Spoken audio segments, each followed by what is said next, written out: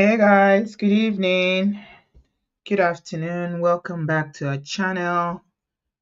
Hey beautiful people, how you're doing? I hope you're well today. Hi Billionaire Jonesy Bay. Welcome, welcome, welcome.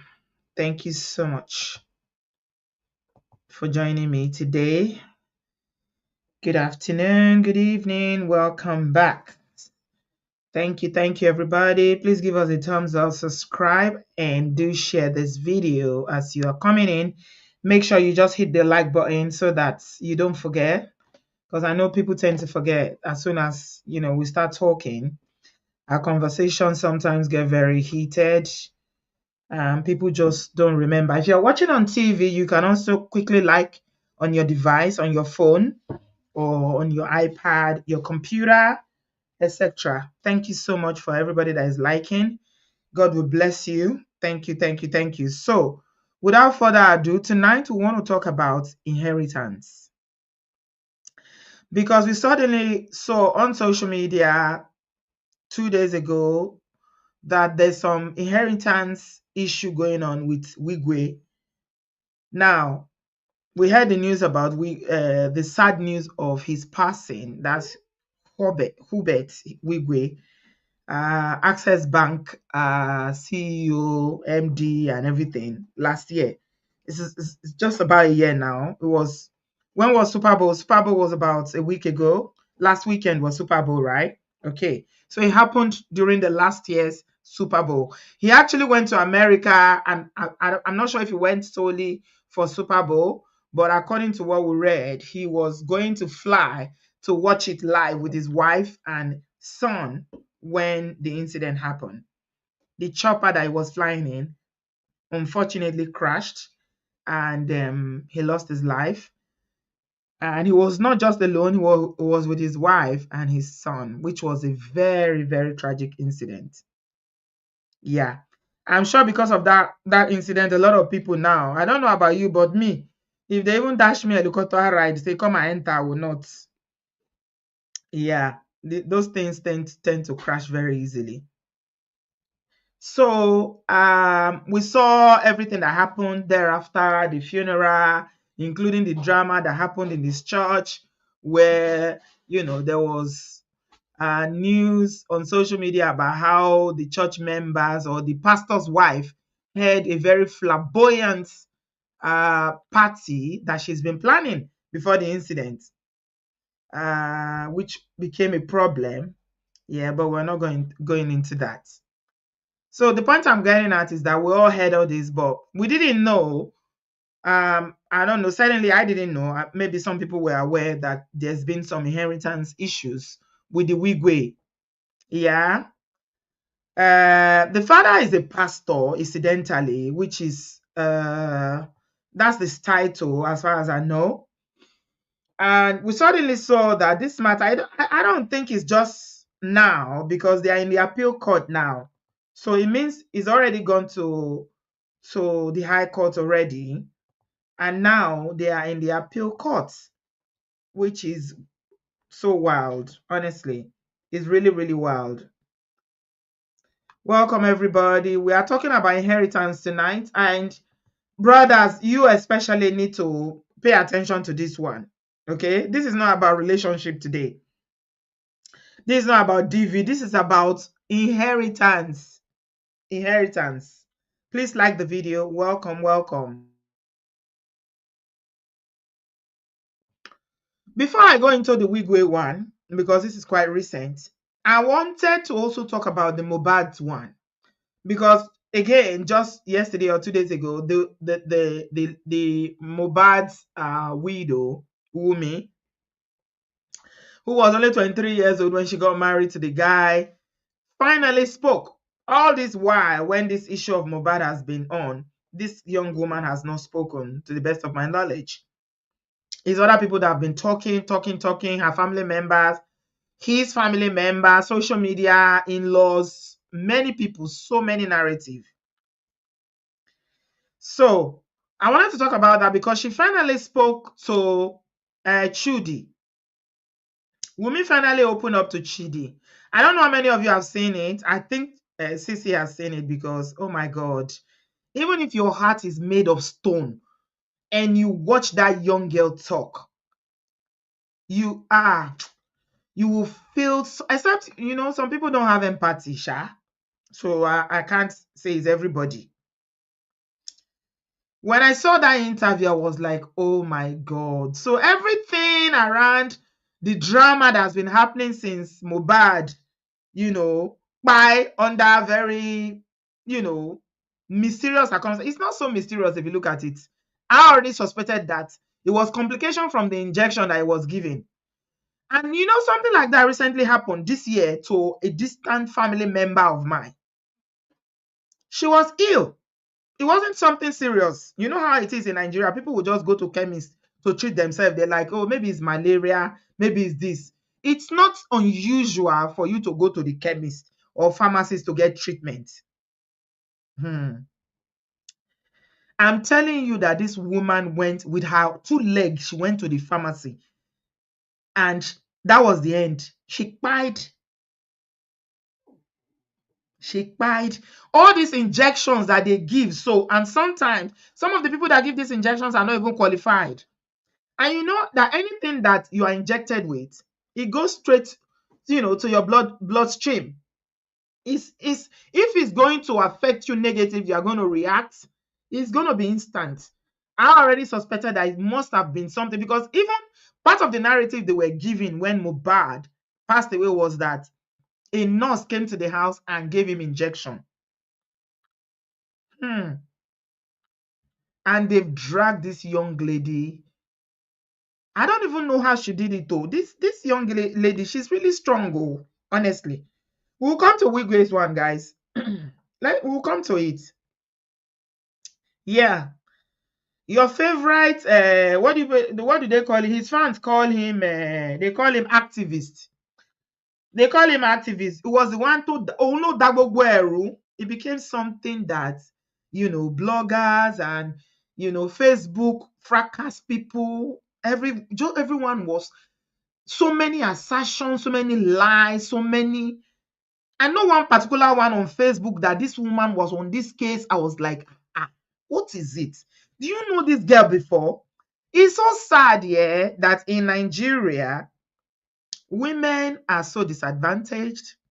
And even though we are trying, it's getting better by the day. You guys saw what happened. Did you see what happened in the Senate today? Did you see what happened? If a senator of the Federal Republic of Nigeria can be treated openly like that in a Senate of the Federal Republic of Nigeria, then what do you think that women who are in lesser position are dealing with every day? Just imagine Senator Natasha. See the way that Akpabio was talking to her like you are talking to your house girl, trying to order her out of the Senate. Both of them are both senators, oh.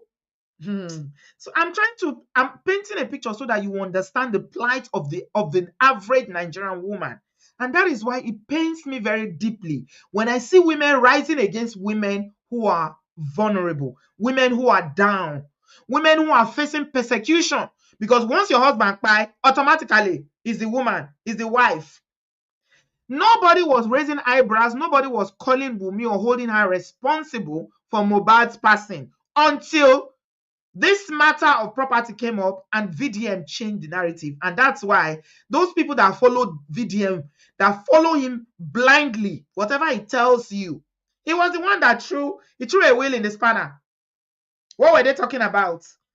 What happened? Naira Marley and the other one, Larry. What did you people do? They say you've been bullying him.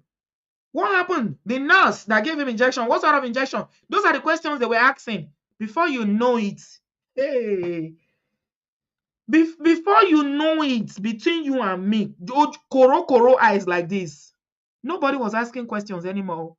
It's about DNA. Everybody now is DNA. Go and do DNA. Go and do DNA. They started questioning the paternity of a child that the father, who was alive when he was bettered and he was just, I think, 5 months old when he passed, never questioned. And that girl spoke. I felt it in my soul and my spirit. And I'm like, how did she manage to remain strong like this? This young girl. The whole social media were against her. VDM turned the story around and manipulated all the ignorant people on social media that they don't think for themselves. They just need people to think for them. And anything you put out there, they will consume it. We often talk here about how the average Nigerian youth who uses social media has zero critical thinking. They don't think. Just give them any information. They will swallow it and move. That's how they turned that matter. It became a question of paternity when it should have been a question of what happened. How did this boy pass? Who was responsible?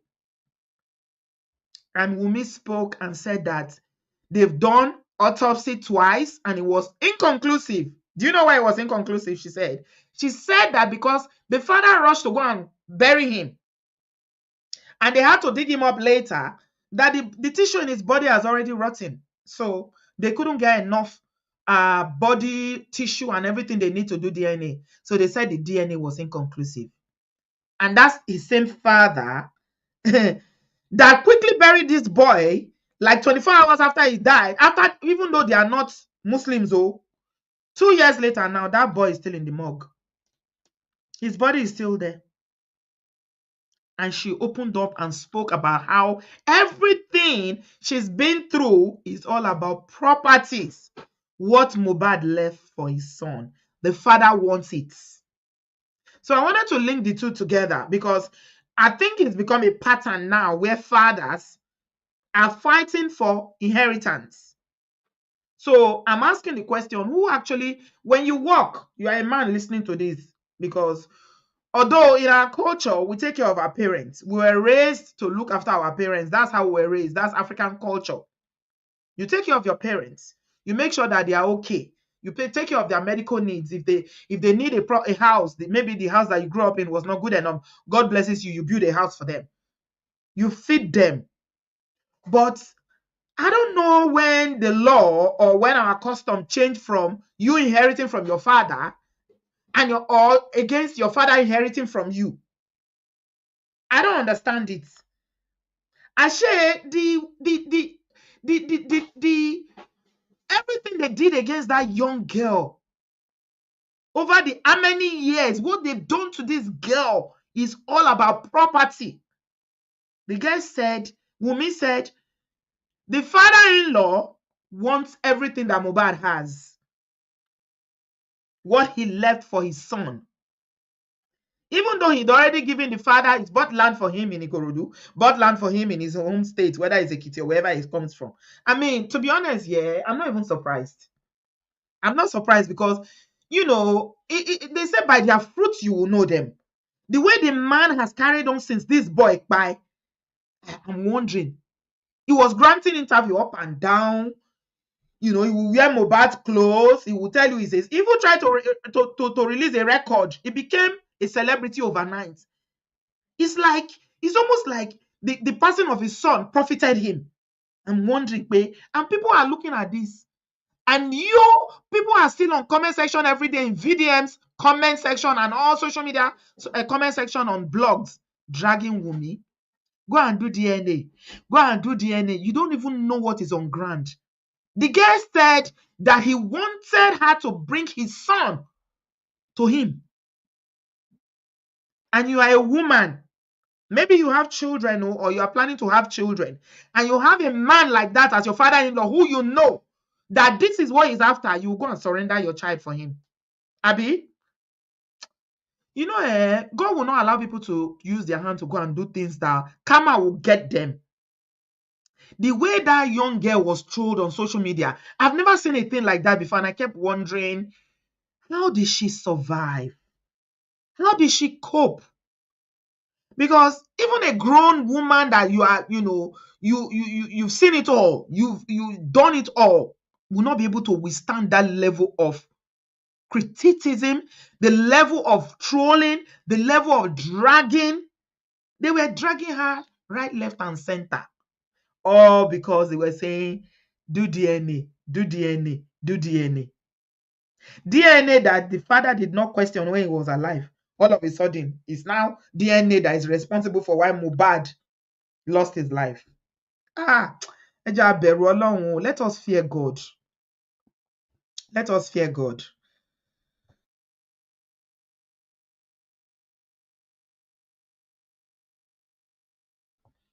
Thank you very much, everybody. I just wanted to show you a little bit of that before we come to the Wigwe's one, because they are kind of similar, but not on the same scale, right? Mobad's one is, he comes from a poverty background. But Wigwe, we are talking about serious money, okay? We are talking about millions and billions. The Mobad's one is, they are, is not on that level. They are not on the same scale, but similar issues. So let's listen to a bit of what Wumi had to say to Chudi. Sadness is not going to change anything. So regardless of whatever I feel, at least I'm still here, still alive. Yeah, so I would say I'm fine. So in this answer now, you talked about sadness. Yeah. And again, there's a lot that has happened. Yeah, a lot. First, obviously, I know that the loss of your husband has been the biggest of all of this. Yeah. What is the saddest thing for you in all the things that have happened after? For a grieving widow who has less than 5-month-old baby. Yes, at the time of the passing. Yeah. What has been the saddest thing that has happened since this? I feel like the saddest thing I've experienced so far is the fact that the person that's supposed to be in guard for my late husband, this person that's supposed to be my son and highest protector, is our chief prosecutor. Right. And he's been everywhere trying to, recruit people to turn against my son and I, both online and offline. Like, it's been from one threat to another. She said that at a point she was scared for her life, that she was getting plight threats. That she was getting plight threats. You see the way people say they are activists, but they are literally doing the work of the devil. How is a young girl who's is a young love? Mohbad was a young boy. They are in their 20s. Both of them are in their 20s, I believe.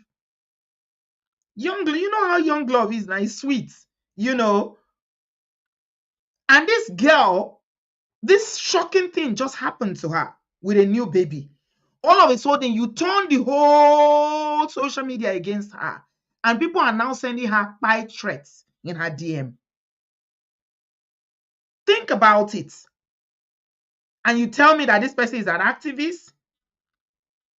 And you're telling me that it's not someone somewhere that has graced its palm to change the narrative so that the emphasis will not be on the people that were actually responsible for these boys, for what happened to Mohbad. People say, no, the all sorts of narrative. Let's just fear God. People are so, the word disgusting is an understatement. Sissy, it's an understatement in this case. And I was watching, I'm like, oh my God, how did she cope? Mobad's father, you're talking about. My father-in-law, Father-in-law. Yeah, so it's been from one threat to another. We no longer feel safe. Like, I literally get death threat almost every day in my DMs. I barely go out. My baby, his grandchild also, he's been deprived of so many childhood memories, but there's nothing for me to do than just to see how things goes. What's the problem with your father-in-law exactly? Yeah, between you and him? Yeah, so I feel like the problem is just about family disputes. Okay. The problem is more like a competition between him and Liam. Your father-in-law and your son. Yes. Competition. She said that the competition is between Mohbad's father and Mohbad's son. Have you heard anything like that before? His grandson, his flesh and blood that bears his name. Ayele o. Fictitious. It sounds funny, but that's the actual truth. Can you explain that? Yeah, because after the death of my husband, Yeah. a lot happened, and my father-in-law wanted to be in control Of? my husband's properties. Right. The fact that there is Liam in the picture, Yeah. because there was one time I actually called him to ask him, like, what happened? What do we do to deserve all of this? Like, why have you been out there defaming your grandchild and me? And he was like, why do I have to take Liam away from him? Why do I have to take Liam to my mother-in-law's place on the island? That means that is my husband rented apartment. Right. That was not supposed to bring him over to meet him in a corridor, because himself and my mother-in-law, they are not in good terms. Right. Right. He was just trying to manipulate me. Yes. So, yes. So your father-in-law and your mother-in-law are not on good terms. Yeah. Right. Like, so he was not asking, why did you take the son yes, to the yeah, after my husband's demise. Yes. Right. So yeah, so I explained to him, I made him understand that my mother-in-law has been the only one asking of Liam. He never did. Instead, he was always online defaming us, and then I apologized to him. Okay. Yeah, I apologized. I told you I was sorry that I would bring him over to him. When was this? That was I think 3 weeks after my husband's demise. Then it was like I started going online talking about the DNA. Yes. And So he had already started talking about the DNA. DNA, yes. That was when I called him. Right. That's when you now called him. Yes. So he made me understand that why do I have to take Liam to my mother-in-law's place? Like, is it not the owner of his grandchild? Like, trying to make me feel like a bad person. But I understand where he was heading to. So I just had to apologize to him to make things, to make things calm. And I asked him again, like, what happened? Why are you doing this to me? Right. Then he responded by saying, he's sure that a lot of people would have called me to tell me what he wants. And truly, a lot of people called me. My dad, my mother-in-law, my husband's friend, and few people we have around literally called me to tell me what he wants. And he told my father, whatever that belongs to my husband, I know that I have access to, I should make sure that I hand over everything to him, including the landed property for him. So I told him the same thing that he has been telling people, like, this is what these people are telling me. And I made him understand that, Daddy, you have, like, my husband got through 2 lands before his demise, one in Ekiti and one in Ikorodu. Like, why do you want to take the one that belongs to Liam? Right. Then he was like, I shouldn't question him, that is what he wants. My goodness. Yeah, so I don't even know where she got her strength from. Sometimes God just prepares us for the challenges. He say he will never give us more than we can bear. He will never put more on us more than we can bear. It was all about properties all along. All this fight, all these years. The reason why they're asking for DNA is become very clear now. They are thinking that if they do DNA, if they do DNA, maybe perhaps the DNA will come out negatively. And she was being very careful not to release her son to go and do DNA where they will manipulate it. So that you now say, okay, this is not my grandson, I will take property. It's all about the property. Whatever he left. I don't think Mohbad was rich. He was just an upcoming artist. It was just when he was about to blow big time to be known, because people like us didn't even know him. A lot of people knew about him after his let me use our language, after his demise. Yes, Uncle Patrick, she's very, very eloquent. You should see that interview. It's about 30 minutes that Chudi posted on his channel, and you will feel it to your bone that, man, this young girl, she's been through a lot. She's been through a lot. How much is this property? Is it worth all this? And I'm wondering, shouldn't you be more focused on how this young girl, who obviously I don't think she has anything she's doing, how she's going to raise the child? It's supposed to be your responsibility as a father-in-law, if God forbid something happens, to raise your grandchild. That your grandchild is supposed to be the one that is your child now. You are supposed to be responsible for the boy in terms of his education, upkeep, and everything. How is it that it's you now that is fighting for whatever his father left? Hmm?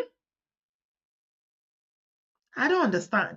Go and watch it. You will see she said so many things and how they were very close before this incident happened. That it wasn't even the father-in-law that orchestrated the marriage. When she got pregnant for Mohbad, the father-in-law said, "If you are my daughter, I'm not going to allow you to go and have a baby for a man without marriage. Go home, go and meet your parents, tell them to send a list." That's how they did a traditional marriage. So they didn't have any issue. They were quite close. She will wear white garments, and it seems like she was attending his church. He claims to be a pastor. It became a matter of paternity test, DNA. Go and do DNA. And the funny thing about this VDM of a human being, when it's finished scattering matter like that, it's entered the matter and scattered it, he will withdraw from it. It's fine. It will now make everybody question whatever they think the matter is all about. When he finished doing all those nonsense, he will withdraw. Do you see him talking about it anymore? Mohbad, his body is still in the Yaba. That's what the widow said. They still haven't buried him till tomorrow. Do you see video I'm talking about it, or anybody talking about it anymore? Now wow. Let's just listen to a little bit more of it on her, and then we'll go to the Wigwe's one. Then I said, okay. Then it was like, what effort? He said it in Yoruba. I don't know if you understand Yoruba. Yes, I do. Okay, so he said, lawyer promise tí mo pè pé kó gbé kan kó fún mi ní nǹkan ọmọ mi tó bá mi sọ wípé ó bímọ ṣé ọmọ mi náà fẹ́ máa lálẹ̀ fún mi ni. Like, I don't know if I can translate it in English. So he actually said, like, what effort does my lawyer? Does your lawyer have? My husband's lawyer has. Right. He requested for his son's properties, and he was telling him that he has a son. So like, who is his grandchild to start asking him to start dictating what he wants? That's why you talk about the competition between him and the grandchild. Yeah. So he said to his son's lawyer, who is the grandchild, to challenge him exactly on Mobad'S my husband's property. Yeah.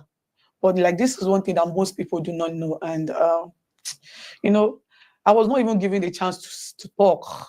So I was not given the chance to say my own side of the story. So, so as much as I feel like, some things need to be addressed, I still had the mindset that I don't know how people would react if I should talk, because without hearing anything from me, they've crucified me, they've said a lot of things about me. Yeah. So, that alone has, made me, like, my low self-esteem to be very, very low, because, I no longer have the audacity to at least speak on things that really matters. Yeah. So I think that is one thing that's been causing the whole issue. The fact that Liam is in the picture. Right. Yeah. But this is his grandchild. It sounds strange to me also. It will sound weird to say it, but I'm left with no choice. I just have to say it as it is. Yeah. Because it has really gotten to a point that it's either I speak up or I die in silence. Yeah, so I feel like me speaking up will be the right thing for me at this point. The biggest thing that I think, based on what I've read, your father-in-law has, I think there are two things that I have heard. I don't know if they are from him. One is that he has questioned whether yourself and your husband were married. Yeah. And two, he has questioned whether your husband is the father of my child. Yes. Yeah.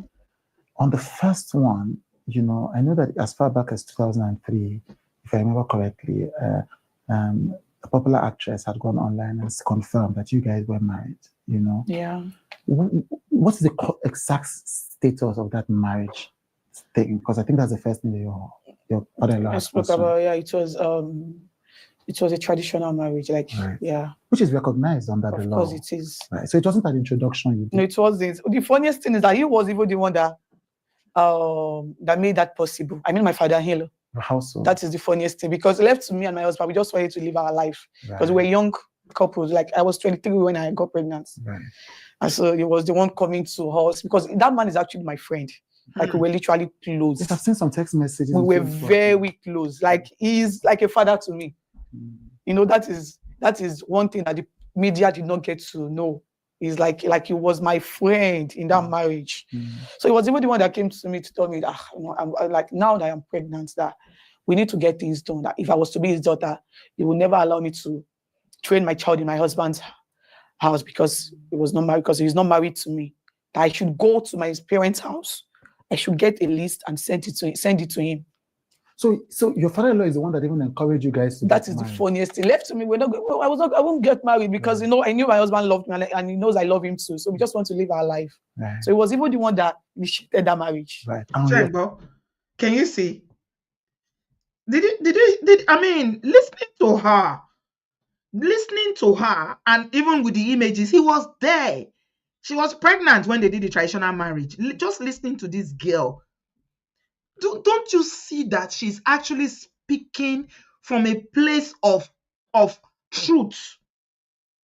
How is it that your father-in-law, that is your best friend, you say, you know, he was the one that initiated the marriage, is the one that said you should get married, he was right there for you, is your friend, all of a sudden, because apparently from what she's saying, the minute Mohbad passed, the father called his lawyer to say, hand over my son's property to me. And the lawyer said, daddy, but he has a son. That's where the wahala started. Everything about all this drama started from the lawyer refusing because he has a son. And in the law, in Nigerian law, the children are the first to inherit before parents.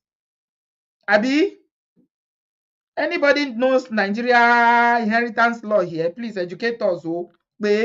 Who inherits first? Is it father, sister, mother, or the person's child? That is where the wahala started. Now, wow, Moberu, I fear human being. Because of inheritance, because of money or house or property. I don't even know what the property is worth. Was present, of course, during the He marriage. was the happiest. He called me early morning on my introduction, on my marriage, on my engagement day, I think around 6 a.m. He called me to pray for me. Like, it was the happiest that day. He was the happiest. And now he's saying that that marriage did not happen. Yeah, because, you know, my husband is not here to defend me. It's so sad, Mr. Chud. It's really sad. Well, that's the core reality I now have to face. It's really sad, honestly. Okay. Then the one that, sorry. What if your money never sat up? My people, that is it. She's just gonna address the one of the DNA. Yeah. I'm very sorry. Yeah. I'm very sorry. Yeah, I'm fine now. Thank you. Okay. Then he questioned the paternity of the child. Yeah. How did you hear that your father-in-law was questioning the paternity of your child? I got to know online. So he came online and did a video. He never called me. He never called any of the family members to ask for the DNA of Liam. So he just came online and said, nobody's not the father of the child. I swear to God. Did you call him after that? Of course I did. And then what did he say? He didn't say anything. He was just saying, why do you have to take Liam away from him? Like, you know, he didn't, like, I was expecting him to talk about the pattern, like, ask me for the DNA, I'm your daughter-in-law. He never did. Even when I called him, what he was telling me was, why do I have to take Liam away from him? So it's like he's punishing you for taking... Is there nobody in the family that can call him to order? Yes. He's the head of the family. I think he should be in his late 50s. Right. So he's the head. So I don't think there should be anybody somewhere that would, because he knows what to do, he knows the right thing. But, you know, he's just using the DNA as a tool to punish me, to punish my son and I. Yeah. When's the first time he asked for DNA testimony? So when the DNA narrative came out, at first I didn't take it serious because I was like, who is this guy asking me for the DNA of my child? That's VDM. VDM is the one. He's the one that started DNA. Like, who is in the grand scheme of things? Like, this guy is nobody to us. So why is he asking for the paternity? Who is the person that asked? I don't want to mention his name. Right. Was this a blogger? Like social media. One of the social media content creators. Yeah. Okay. Right. Then, you know, I was like, why is he asking for the DNA of my child? Yeah. So at first I didn't take him serious. Not until my father-in-law started talking about it. And I had to put a call through to him. I called him, I asked him again, like, Daddy, what really happened? Like, why are you doing this to Liam? And he kept on saying, why do I have to take him to my mother-in-law's place? Does it bear my mother-in-law's surname? Like, what effort do I have to take him to my mother-in-law's place and not his own house in Ikorodu?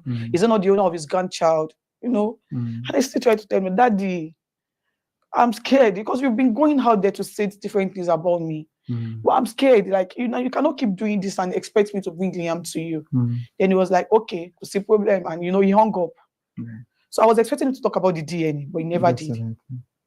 So I think, no, the next day he went on live on TikTok, on Instagram live to talk about the DNA again. Like, he tried talking about it like almost every day. So I think 3 days after I called him again. Like, I wanted to ask him, like, what does he really want? Like, I really want him to stop going out there to defame my baby. But he didn't pick up my calls. I called him repeatedly for like a week, but he did not pick up. So I stopped calling. So I think around November, it was around November, he sent a message to my lawyer. Okay. Yeah, he sent a message to my lawyer that I should bring Liam to him, that he wants to perform a DNA test on him. So, Osato, you that is saying that the girl for do DNA, Sha, listen to what she's saying now. If you were in her shoes, would you surrender your baby? After everything, when your father-in-law has shown you his color, you go and give your baby to go and do DNA. When you know that this man is in competition with your son because of property. Everybody keeps saying, do DNA, do DNA. You don't know what the poor girl has gone through. So my lawyer sent him to me, and I told my lawyer that I am scared. Like, I'm scared to take my baby to him because he has gone out there to say so many defamatory things about me. He has said it publicly that he hates me so much. Chungba. Like, he even went as far as trying to cajole my brother-in-law to lie, like to. Well, let's leave it there. You can go and watch it on Chudi. So the people that are saying do DNA in Nigeria, that anything can be manipulated, and somebody already has an agenda, and they made it clear that this is what they want. The lawyer is the person that stopped. From what she's saying, she's not even the one that stopped him from all this so-called inheritance. It was the lawyer. Mobad'S lawyer was the one that said, Daddy, you can't have his property because he has a son. That's where the wahala started.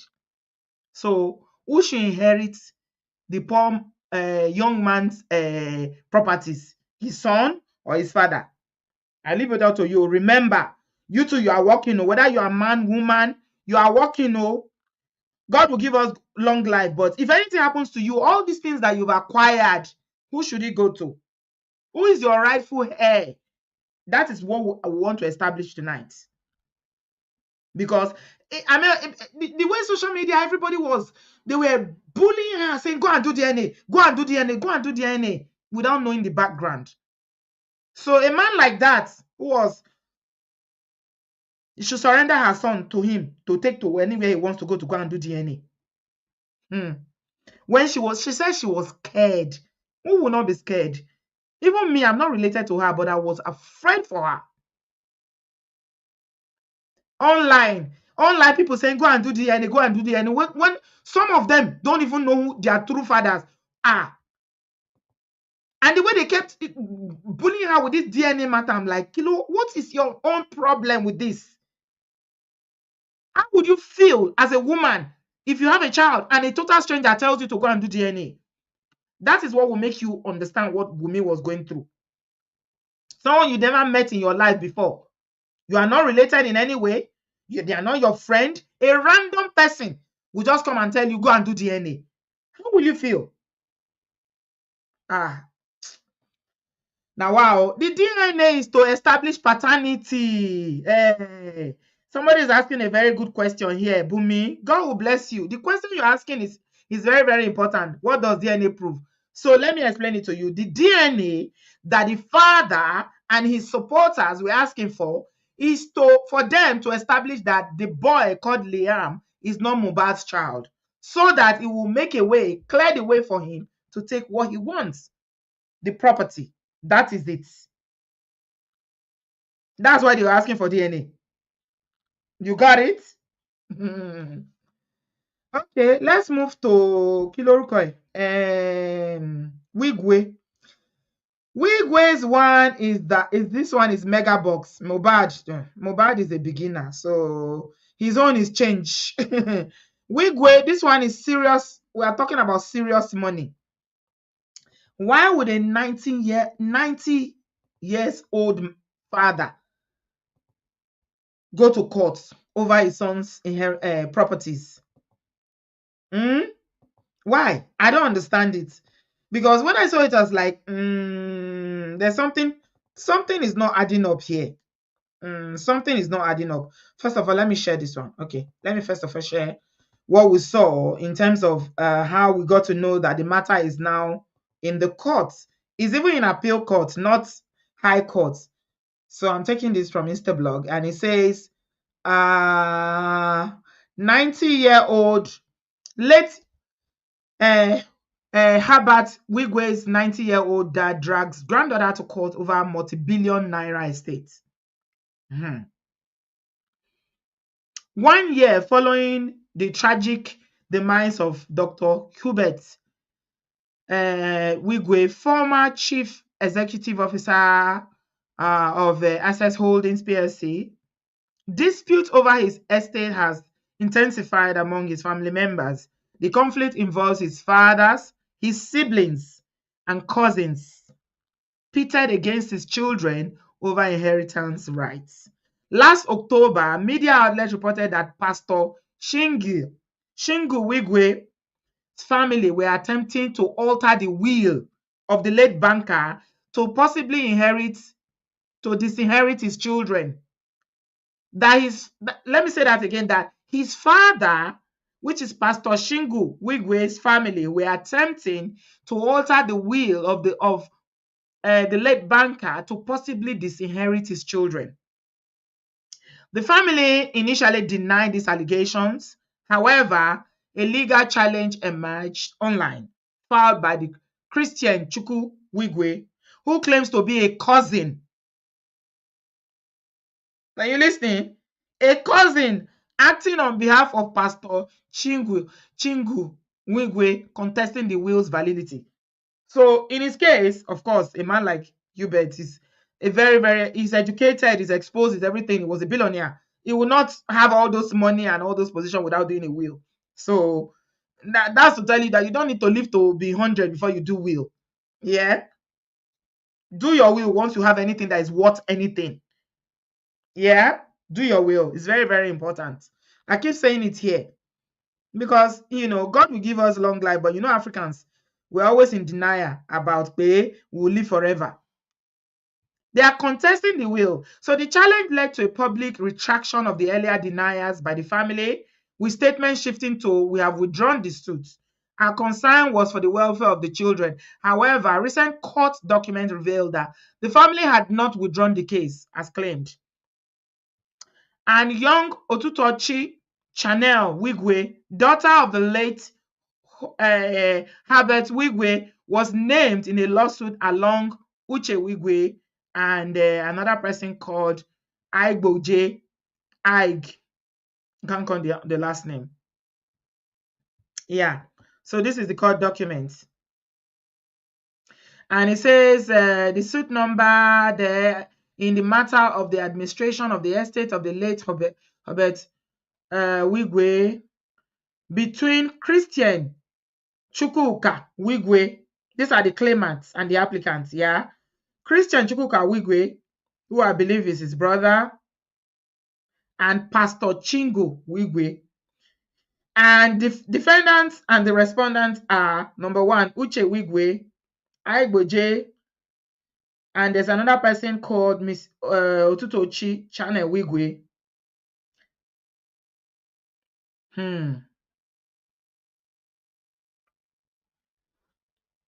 Yeah. So 90 years old. The man is 90 years old. And of course, this is a very massive, we are talking about a massive estate. This is not Mobad'S level of money. Mobad'S level of money is chicken change. Okay. We are talking about billions here, right? Mhm. Why do you think that the father is joining with his cousins and other family member to sue the children? Hmm? Why? Why are they suing them? Why are they suing? And another thing I thought about today, yeah, when I was preparing for this show, I started thinking about, again, as I said at the beginning of the show, Nigeria being a patriarchy country, and if the son, Wigwe's son, was with him when the helicopter crash happened, right? If the son was alive, I'm wondering, will the father be going to court to drag assets? Is it because is the daughter? Is it because this one is a woman? Is that why they think, okay, she shouldn't be the one, to execute her dad's will? Yeah. Why is it that a 90-year-old man will be contesting a will? Yeah. What do you guys think? Let me share my link in the comment section. Why? Because thinking about it, yeah, it doesn't make sense for me. Because he's 90 years old. What does he need money for? And I'm sure his son already set him up in terms of what he needs. Okay? Even the man himself is not a poor man. Okay? So why would he be dragging it with Tochi? Is it because Tochi is a woman? Why? Hmm? I don't understand. And so I was thinking, is it because the son is not alive? I don't know if he has another son. Does he have another son? Hmm? I don't know if he has another son. Maybe he has another son that is younger. But, during the funeral was this Tochi that I saw. Why are they dragging? Why? Why do you think they are dragging? Let's have a conversation. Who is the rightful heir? When somebody who's worked, they've acquired, properties, they've acquired they've invested, and one day they leave a will, or they don't leave a will, like Mobad'S case. Who is the rightful heir? Is it the father or the children? Let's have a conversation. Bumi, unmute yourself, my darling. Welcome. Auntie B, how are you? Queen I'm B. good, darling. I haven't Welcome. spoken to you since the huge milestone. I want to say congratulations. You Thank finally you. did it. Thank God. Thank you. Well, fam, how are you guys doing? Let's like, let's share, let's subscribe, all that good stuff. It's quite sad, but to answer your question, I think the directly the hair is whoever the kids, the kid, the wife, in that hierarchy. I would say the kids first, but then we have age, right? So if until the child is up to 18, they can't do anything. So the power of attorney will be the spouse. So I'm going to start with Mobad's case. Mhm. Mobad was married legally, whether I don't know if they did court, but she stated, because I've watched the interview, that they were married and there are pictures to back it up. And she also stated that it was the father that even pushed Mobad to marry her, because she said they were happy, they were young, she didn't even care, that she loved him and vice versa. So she was just going as the water was pushing, but it was the father that was like, that if you were my daughter, I would not want you to give birth without marrying, without being married. That's Which how. is very good. Which is very good. Yes, she also stated that this so-called father-in-law, but that's not even that man. I won't even give him that title. That man also was like a father to her. Yeah. They were close. All of Mm-hmm. a sudden, he passed. May his soul Mm-hmm. rest. Well, he's still in this. And to be, there's all types of evil in this case. Yeah. They've not still buried him, Yes. He and refused. he has the effrontery Yes. to be dragging. You see, another okay, but I've answered the question. They are married, so in this case, Yeah. and they have a child. Whether the child is a boy or girl, doesn't matter the sex. It's the child that is the heir. But since the child is not up to 18, there's a Yeah. spouse. So the spouse is supposed to be To power of be the attorney. guardian. Yes, Yeah. thank you. Now, Mm-hmm. whatever she likes to give the man, She Mhm. she doesn't look like she likes problem. Mhm. Right? Even before talking, all the videos I've seen her crying, the way she even when Mohbad was alive, the way they were moving together, she doesn't seem like she's a peperempe person. She seems like she's an easygoing person. If I'm sure she would have given his family something. But you know where why I asked that question, that what does DNA prove at this point? Before Mohbad passed away, Mhm. he knows that boy to be his child. Mhm. He did not give any type of clue or intention or worry that, oh, Or maybe question his he paternity. did not question. So all this paternity issue is outside the stupid vlogger that started the issue. It's Yeah. just semantics. It's to Mhm. delay. It's to put Mhm. idea in people's mind that, oh, she was not faithful. All of a sudden she was not faithful. When they Yes. were married, you were the one that said, let your son marry this woman. You didn't have an issue there. Then now this man passed. They rushed to bury him.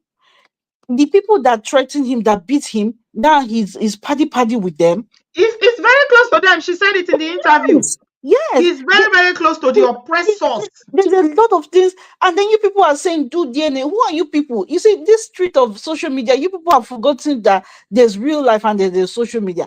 Somebody will come on camera with his black body and will be saying, because of what? Because he You knows to how do to talk. DNA. You to do DNA. Because he knows how to talk. You people should be empathetic and put yourself in other people's shoe. Just put yourself in that girl's shoe.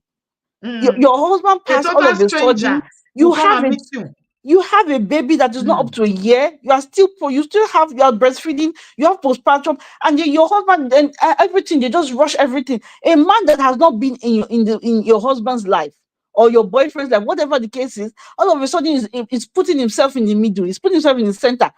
And then you people are saying, do DNA because somebody says to do DNA. Who the heck is that person?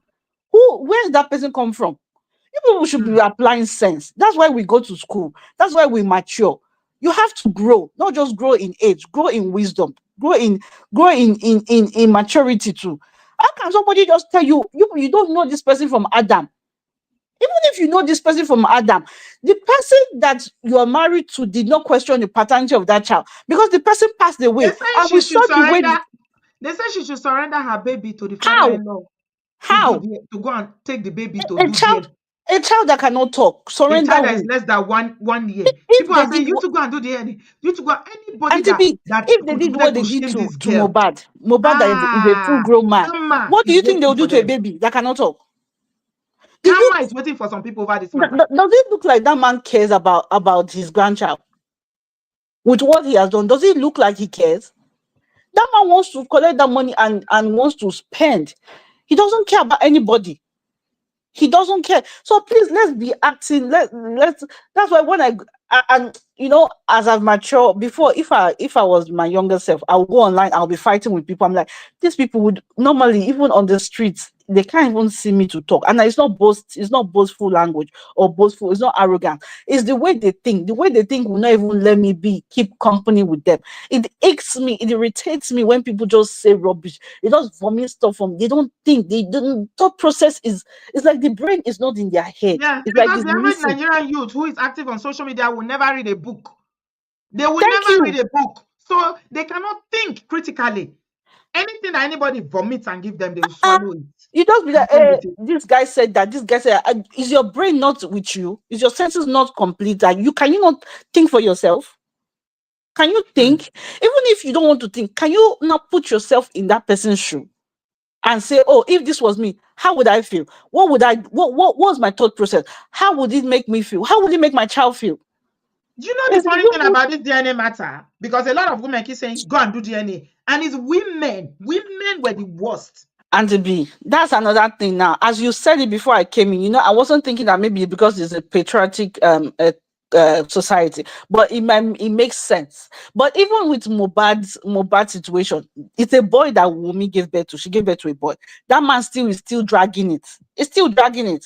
Then You know, now let's move to hold on. this. Before you move to Wigwe, I want to say something. If you Mm, play that video long enough, yeah, her mm, interview, Wumi's interview with Yeah. I'm so glad that she went to somebody Yeah. that is A respected and reputable trusted. Yeah. source. Yeah. She didn't just go and interview with any non-entity out there. Seriously. Do you understand? At least Yes. Trudy has credibility. We can Yeah. trust whatever anybody is bringing there is respected. You Yes. know, Yes. she said at a point, because I sat down to watch that video today, Yes. she said at a point that she was willing to do the video, Yes. the Yes. She said so-called it. what's it DNA. called, DNA. She now said they need to do it in a neutral place. Yes. Another person apparently joined the suit. A woman in America who was vested Like in this matter, yeah. that was interested and supporting this Mohbad's dad all along.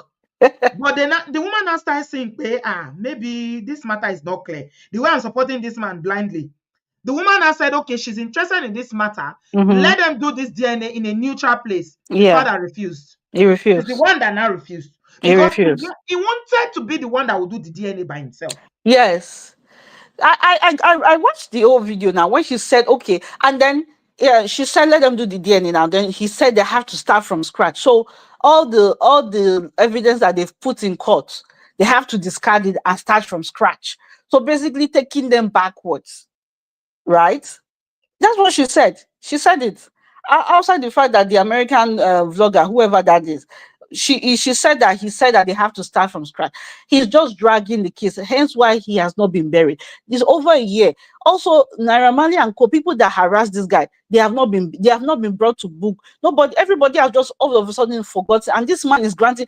I don't know how people are granting interview that you are Mobad's dad. So when Mobad was active, did you see this man in Mobad's life? So why are people calling him up and down and giving him even any type of credibility to come to your platform? It's so the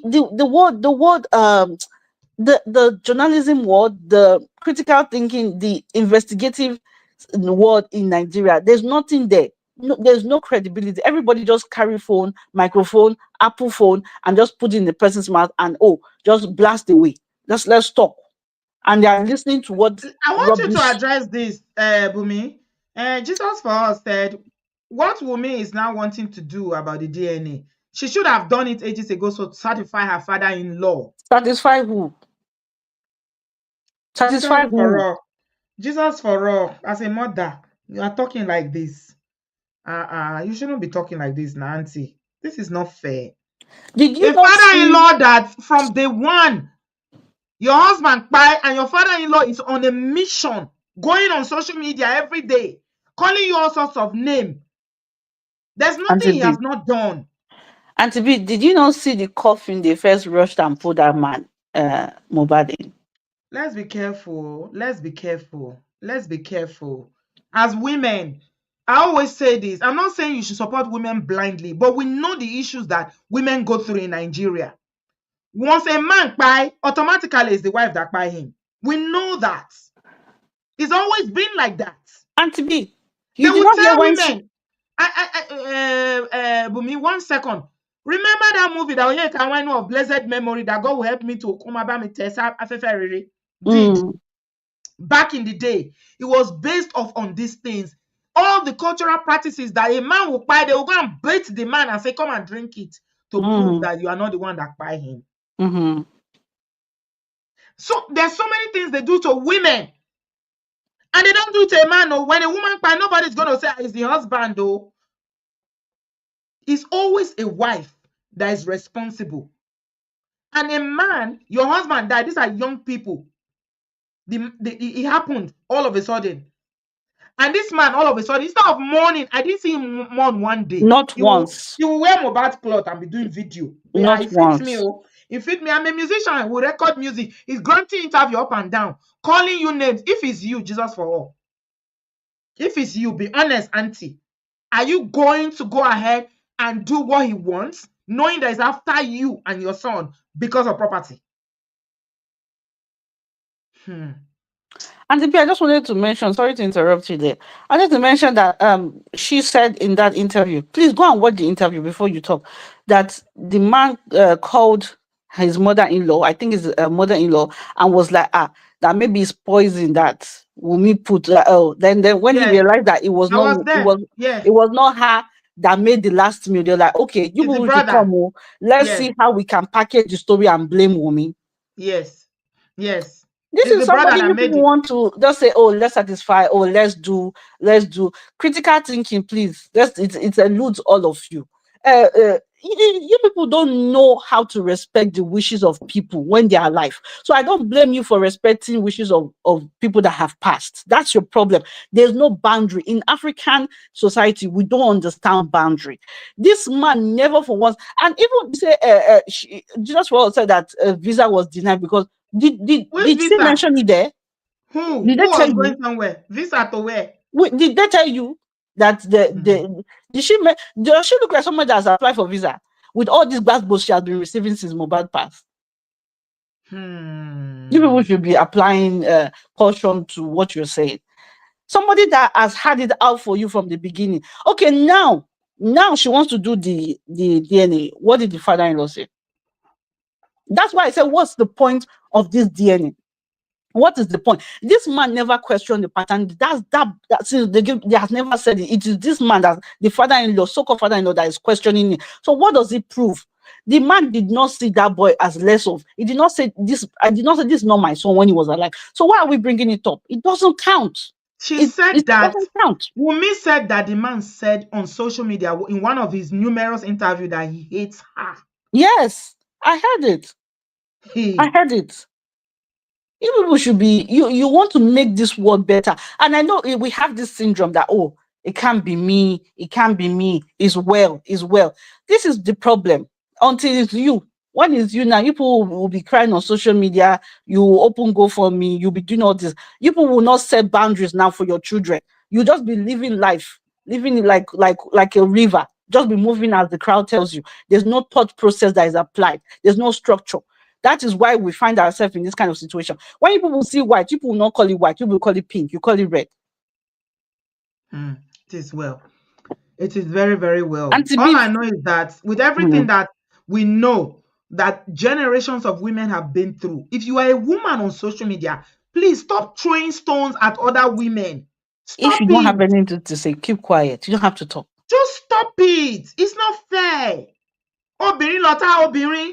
Yes. Stop it. You don't know the ins and outs of the story. This girl has never spoken since Mohbad passed. This is the Right. first interview. This is the first This is time. the first time that she's opening up to speak. Yeah. Is Also, this I father want that's going up and down from one radio station, from one and to blogger be, let's to not even call another? that man. It's not father. That's not how If father acts. DNA is needed, they should do the DNA between him and Mohbad to determine whether he's even the father of Mohbad. Seriously. I haven't heard Mobad's mom, even though I heard that their relationship was screwed, like it was strained. I haven't heard that since that time when she was pleading. I haven't heard her grant He any was interview. also upset that Mohbad, he said he was the one that raised Mohbad. He taught him how to do carpentry. That when Mohbad started making money, apparently he was, mothers, people always feel a certain kind of way about their mothers. Apparently Mohbad, he rented a house for Mohbad, got a shop. Mohbad rented a house for him, for the mother, got her a shop. He was spending more money. That is the grievance of the father. And to be, when they say that children nowadays, they see how parents, they remember. That I think that's part of the issue with him and Mohbad. So that's probably why Mohbad had probably seen that this man is not my father. He's just the one that biologically contributed, but he's not my father. He's not acting like my father. Because all these things that is annoying him, that's probably tells you the relationship Mohbad had with him while he was alive. That's why he's now fighting for what is not him, because he knows that he doesn't have any mouth. He doesn't have any mouth because he didn't act as a parent. That takes me to my other point. Family is not by blood alone. Yes, people are my uncle, my auntie, but are they behaving that way? Are they treating the person that way? That's this other second case, this Wike's case, or how do you say his name? Wigwe. That's it. How can a 90-year-old man, that somebody, I saw in the comments, somebody said this man is supposed to be fighting for space in heaven. Instead, he's fighting for money. And I don't think what he's is the that? one. I think it's the relatives that are pushing him, probably his brothers and other family members. But he's supposed to have the wisdom to stop it. No, Mm. at At 90 years 90. old. He has been on this earth 90 years. He has 10, how many decades? And Somebody finally said it. Diplomat no. finally said it. Mohbad's dad was jealous of him. Yeah, Yes, it was I envious. believe that. He didn't I know that he will I make believe it. that. Why Yeah. was he trying to sing and release album when Mohbad, his son has not been buried, and he was doing music to say he has talent? Does that not reek of jealousy? How can Yeah. your son buy? He's still there. Oh, they've not put him on the ground. Oh, you are releasing music. Ah, You are moving with the people that beat him, that assaulted ah. him. Bumi, let Yeah. me move on. Thank you, my I'm darling. TV. I Thank appreciate your you. contribution. Bye. Bye, darling. Okay, Halima, welcome, my dear. You okay? Yes, I'm fine. It's been a long time I've been on the show. I've just been so I, busy. Hey, yeah, welcome. I always miss your funny contribution. You know, our comedian here, always making us laugh. Okay, let's start. I'm starting with Wumi because I'm a Mm-hmm. staunch supporter of Wumi. I'll Mm-hmm. drag anybody reach anywhere because of Mm-hmm. Wumi. But Mm-hmm. before that, I want to respond to that Jesus of all or Jesus of something, that grammar. Respectfully. Yes.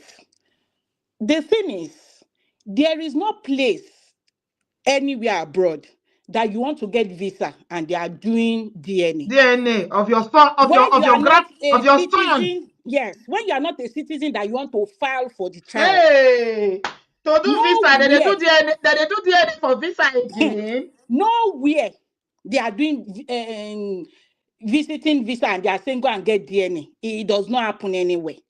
So sometimes when I see all these people, I'm not talking to Jesus of all now. When I see all these people talk, and you now realize they are abroad, you just imagine, are you guys abroad and you are just dumb? You just sit down abroad, you don't know whatsoever is happening abroad. You guys are just there. You don't know anything. So I just wanted to clear that. Another thing is, people have been saying, Wumi is a bad person, even though nobody knew her when Mohbad was alive. We knew her after the death of Mohbad. They say, she's a bad woman. She said this, she said that. If this girl is truly a bad woman, this girl, let's remember she was maybe 24 when her husband died. Mm-hmm. If she is truly a bad woman, no woman in this world will allow friends to be living in their matrimonial home. No woman will just allow different people to just be living inside my house. Because when they said the husband passed now, almost 15 people were in the house. Why is so many people living in her house and she's a bad person? Because she's not a bad person. That's why so many people can be living in their house. The brother is living there. The friend is living there. This one is living there. That one is living there. Nobody can accept, most especially when we just got married and different people are just living inside our house. But you guys you are still claiming, oh, she's a bad wife. She's a this, she's a that. That one aside. Another thing when it comes to, property and all that, this is one thing I always tell my husband and I learned from my mom. My mom used to say that I worked all these years so that I don't have to depend on my children. If my children do for me, that's okay. Mm-hmm. But I'm not depending on them because my pension will be okay for me till I die. Which is what I am standing on too. I am working because I don't want to depend on my children. If they do it for me, that's fine. Because I used to hear so many people say, oh, I'm taking care of my children so they can take care of me. I don't have that mentality. That is And the I've mentality warned my of husband. 90, 70, 90, 60, 90, 50, Yes, 90, 80, perhaps. I Especially told for my the abroad. husband, don't ever work now. Now that you are very strong, keep working. I don't want you depending on the children because when you depend on those children, you start putting too much this thing on them, too much weight on them. They'll not be able to focus on the family they are building just because they are also thinking of daddy and mommy. Let Then, them do it when it is okay for them to do. Don't put any this thing.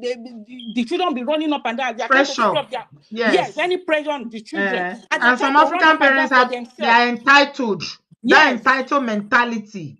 yes. I was I the one made that sure trained you. I told my husband that please, I don't want it. That's why I keep saying it that women too, we should, sometimes even in marriage there are some things that are boundaries. Be setting boundaries. I don't know why you guys are so scared of the people you are married to. Be setting boundaries. Me as I am like this, I have too many boundaries that even my husband knows that this one. Sometimes I keep saying it on this show. Sometimes my husband used to say, if not that he has known me since when I was young, he used to believe that maybe I'm transgender, that I'm a man, I changed to woman. That's not that he knows me. That's the truth. Since when I was young. If not so, that he used to say my mom sees her life, he will ask her, Mommy, you went to do something for this girl. We say, nah, man, she just want to woman. Because always set boundaries. These are the things that it causes. You say, the child I born, all of a sudden you just come from nowhere, you say, go and do DNA. Go and do DNA. Strangers on the internet. Who are you to come and tell me, okay, I have agreed, not be una child, but it's my child. Why would you tell me to go and do DNA for my own child? From the interview, this girl said it. She said it that she is fighting for the property in her son's name. She never said she was fighting for property. She said the one in her son's name. She did not say she was fighting for any property. You people are saying, oh, she killed her husband. This is a girl that started from, it's just, why me I'm able to relate is just because me and my husband also started when we were very young, when we were teenagers. So is it now that my husband is now settled, he has started taking care of business and now say, yes, it's time for him to go. Go where? A man I stood with when he had nothing, that I was the one that the small change I'm seeing from my mom's spouse, I'm giving it to this same man. You now expect that now that he wants to take care of me, I'll say, no, it's time for you to go. Go where? So I don't know why people need, most especially women. I don't talk to men. Women think that you people someday, if you don't have children now, you will one day have children. You will one day have grandchildren. Ben. Will you be happy when somebody without proof? Nobody has. So they say, oh, strangers questioning the paternity of your child. Online strangers, faceless people, nameless and faceless evil people. Hey God, evil people from hell. At a point, I was angry with Wumi that she's acting too strong because I know me, all the secrets of the family. Me, I don't talk and things. Let everybody want to mad. Let everybody mad. Everybody be mad. All the old secrets my husband has told me about his father, his mother, his auntie, his uncle, and I'll be saying everything. Let everybody, because at the point I was even angry with her, oh, you are too strong. Which kind she didn't talk, that girl did not talk. She did not talk. Even if you look at the interview, this girl was so careful to the extent that you will know she really wants to. Even the way she talks about him, she talks about him in a loving way. Very respectful. She's still calling him my father-in-law, my father-in-law. Thank you. This same girl is a bad person. She said this, she said that. This is the same girl that you will know that as she's talking, she wanted to cry. She could not cry because people say, and all those things. You will know she really wanted to cry. You guys turned this girl to something else. She can't cry. She can't mourn at her husband. Nothing. You just made her just be there. It's so obvious. They wicked people online. Very wicked, frustrated people online. As I don't understand. It's so obvious. This guy was talking. You will see at the point she will look up. That's when she wants to cry. Because if she looks down, the tears will drop. She will have to look up to send that tears back. Go and look at the video very well. You will know she wants to cry. She can't cry because at the end of the day, people will still come out and say, oh, Alabosini, why is she crying? How would somebody be saying things like that and she will not cry? I don't know how she survived it, though. They put this girl through hell. Too much. I don't know how she did it. You said she stabbed the man in the neck. What everybody saw when the guy died, nobody saw any blood. Because that in the car when they were taking him, there was one guy with long teeth that was saying, oh, Mohbad tiku. If there was blood, that guy that can be shouting Mohbad tiku, that guy would have said, the same father that rushed to go and bury him is the father that's refusing to bury him now. Because he now saw an opportunity, I can cash out on this. Let me milk this. So he's granting interview up and down. The first time I knew this man is a bad person, even though I had not that at that point stories were not really out. The moment I knew this man is a bad man, is a typical African man, was when camera was in his face, and the first thing he was saying, Baba celebrity. What has that got to do with anything? That's when I knew that this man is a bad person. What has that got to do with anything? You did not even care the fact that you just buried your child. You already say, Baba celebrity. Mm. When they want to bury the boy too, that's how they start. There was one woman that was running. Where did the Yahweh Bade? That I girl was remember that woman. that girl is a Yeah, small he girl. said that all the properties that it was Wumi's mother that was encouraging him, Mohbad, to invest in property, and every document of the property was with the family of the wife. That These girl are all needs the to. things he was saying. That says, Auntie B, my husband, right now, sometimes he will sit down and be like, he misses my mom. That because if my mom was alive, any property we have to have in Nigeria, he would prefer it to be in. He has a mother. He said he would prefer it to be in charge. My mom should be in charge of it. So many things my husband did. It was my mom he will first call that. Mommy. It's always been about property from day one. So that's And not the a way big he deal. felt like this is the way Mohbad's father felt from the beginning. He felt like he was cheated, Yes. that he didn't get a fair share of the son's success. He wanted more. Yes. And so when he rushed to go and bury him, and the issue of autopsy and everything came up, he now saw it as an opportunity. Maybe I can use this to blow. Are they not tired of interviewing him now? Who is interviewing him now? Even the Facebook fracas people that are always judging his matter, are they not tired? Everybody's tired now. Is it not this man with his nose like pencil? They will still interview. He will still go and look for somebody to interview. He likes interview. I said recently he went to a party. They said, Daddy Mohbad, he carried handkerchief. He was rubbing his neck. He was doing his eyes. Is still unburied. He's still lying in the mortuary. Not care about all and that. He's going to a party. Tell me that people are focusing on Wunmi. You people are blaming Wunmi. And this is going to go and party when the son's body is lying there. They didn't even put him down so that he can rest. Think about it for a minute. They will not think. The people you are talking to, they don't think. They don't think to that extent. So what me, I'll just say, as women, even though there are so many women, most especially grandmas, that you'll be looking at, grandma, you face. Is it because you face it, you want someone else's child to face this thing? Yes. Most especially those grandma. You'll be looking at, mommy, I beg you, small part from your sins. Let me tell you something, Alima. In things that happen to Wunmi, Wunmi is a victim of circumstances, okay? Yes. She's a victim of the poverty background that Mohbad comes from, okay? Yes. He was a very talented young man. Unfortunately, his background was so poor that, everybody depended on him. She was also a victim of the relationship breakdown between Mohbad's parents. Yes. Mohbad's father and mother don't see eye to eye. Okay? And so she and her son were now caught in that, in that problem of, Mohbad is no more. Who is she going to go to? Will she go to the father-in-law or the mother-in-law? Sure. So going to the mother-in-law, the father-in-law was unhappy about it because the father-in-law hates the mother-in-law. He hates the mother-in-law because he feels that he was the one that raised the boy and the mother-in-law profited more. So it's always been about profits. It's always been about money. But people will not still open their sense to think that what is this man actually about? You just turn a small girl. This is a girl that I'm very sure even in the home, she will not be able to see anything because there are so many older people there. You are living with your husband. There are so many older people in the house. She will definitely be listening to so many instructions. You people said when this boy passed, there were 15 people in the house. Why are you questioning only her? Must she be following her husband up and down because they are inside the house? Why are you questioning only her? Is there any that will solve the mystery of what happened to him? I don't know which DNA. Every woman that contributed to this, I'm not even talking about men. All of you, somebody will come and challenge the paternity of your children. Definitely. They will challenge it.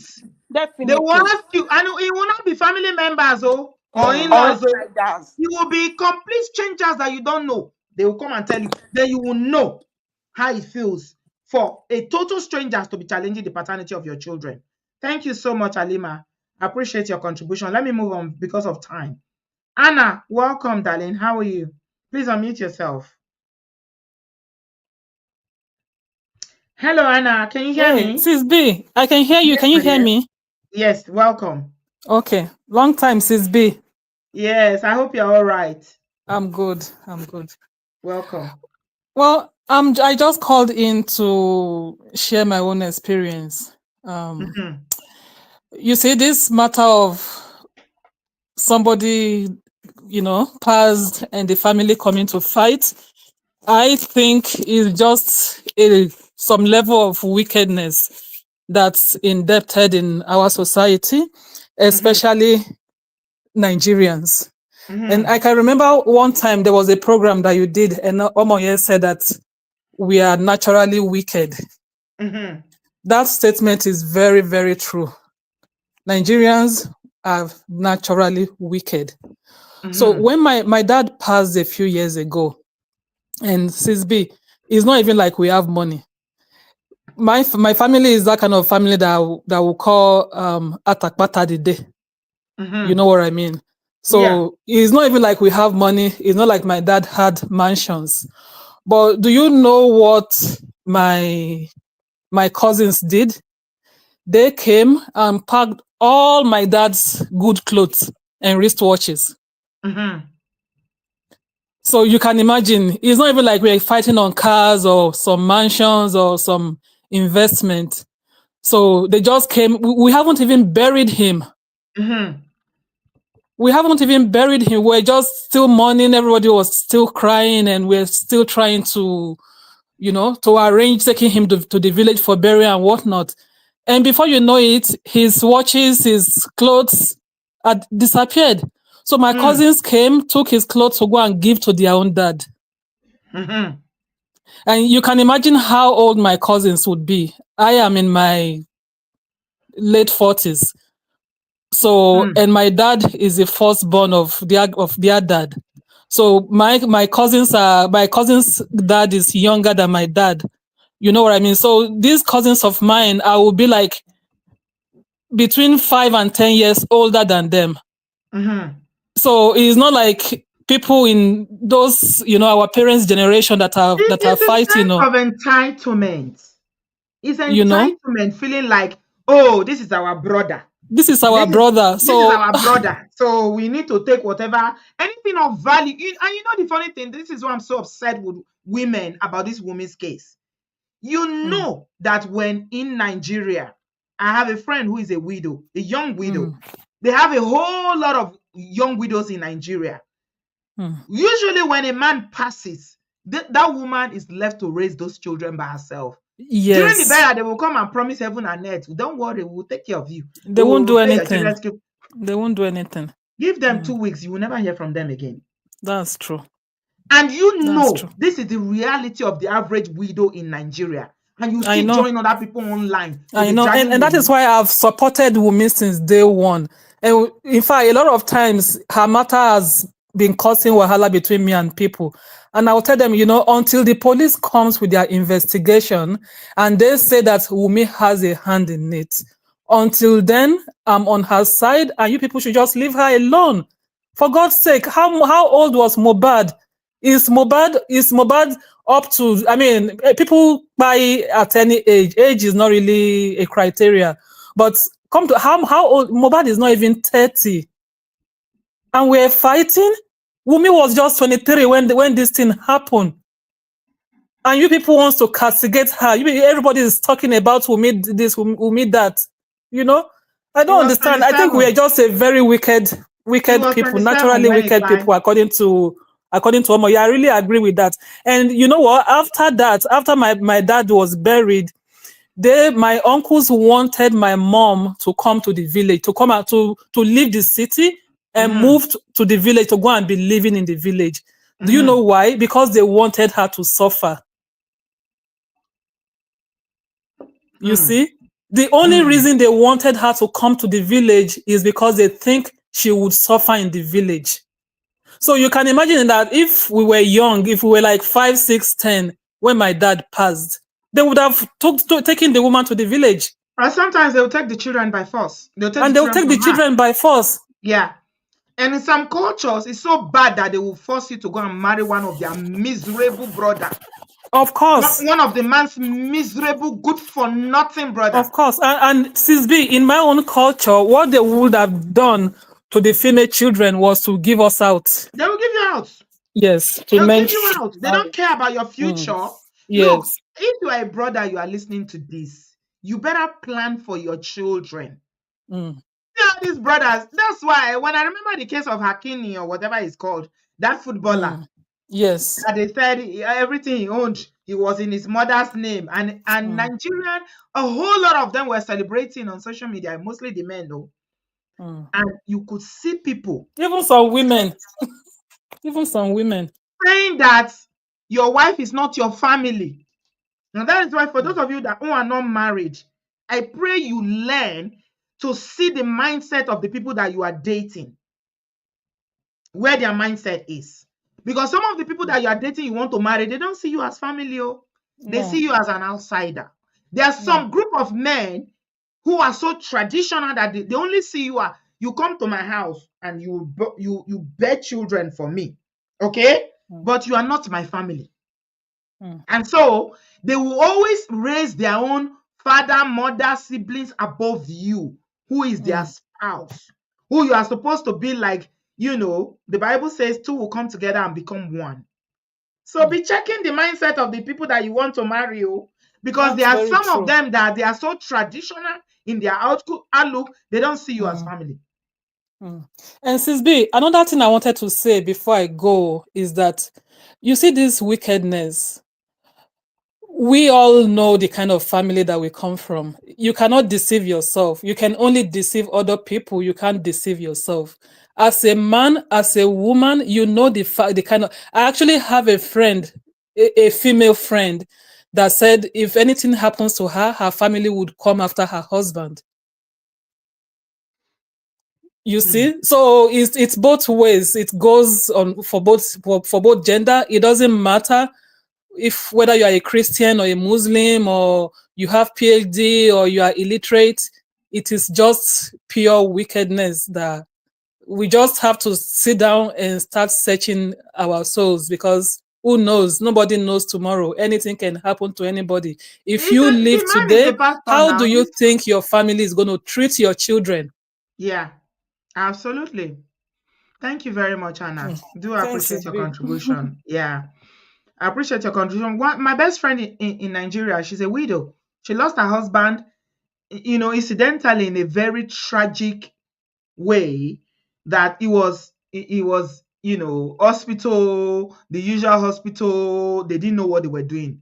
Student doctor, a man that is diabetic. He has a lot of, issues. He was not supposed to take the IV or whatever they call it. It was hospital negligence that by him. Do you know she's the one that is raising those children single-handedly? I know, because we are close. You think the in-laws are asking her, how you pay school fees? Two of our children are in uni. She's the one that knows. So, brothers, if you are here thinking, "Hey, my wife is not my family," are your children not your family? If anything happens to you, you think your uncle or your father is going to come and pay school fees? Or they're going to think about the welfare of your children? Did you hear what Anna said? The brothers came and took wristwatches and clothes. The kind of selfishness that people have. You think they're going to behave the same way? Now that you are alive, they say, "Hey, my brother, my sister, hey, did. Make you buy first." I wish people that buy can see what's happening in life. Then you will know how to put your house in order. Grace, hello, darling. Welcome. Hi, Auntie B. Hello, darling. Where are you calling from? Yeah, so I'm actually calling from the UK. Okay, I ask people that I don't know. Most people that I know, I don't ask them. Yeah, so Like the last caller was calling from the this is my UK. first time calling on Oh, your it's show. your first time. Oh, Uh, okay, because I haven't seen you. I always know my people that call regularly. Thank you for joining us. And yeah, thank you for finally calling. It means this is important to you. yes, it is really Okay. to me. So I really want to appreciate you. I appreciate what you do. I have learned a lot on this platform. I'm hearing people's opinion on how they contribute on things, people's experience, and I've used that to learn and also building my life too. So what struck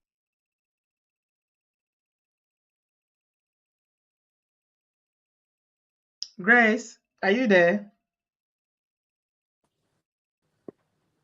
Yes, I'm here. Okay, go I'm ahead. We're not hearing you for a second. Okay, so what made me wanted to like contribute to this is because I saw people's comments, and I'm Mm. like, no, this is not objective. For the first time, Auntie B, I'm going to be disagreeing with some things, and I understand you are the host of the show, and sometimes maybe we should just try and be independent and be objective, because nobody is there. Nobody was. Am I not being objective? Hello, Grace. Your internet is not allowing you to be objective. Oh. How are we going to do this now? Okay, can you hear me now? I don't You know keep what's cutting off. You keep cutting off. So I'm not happening. being objective. Is that what you're saying?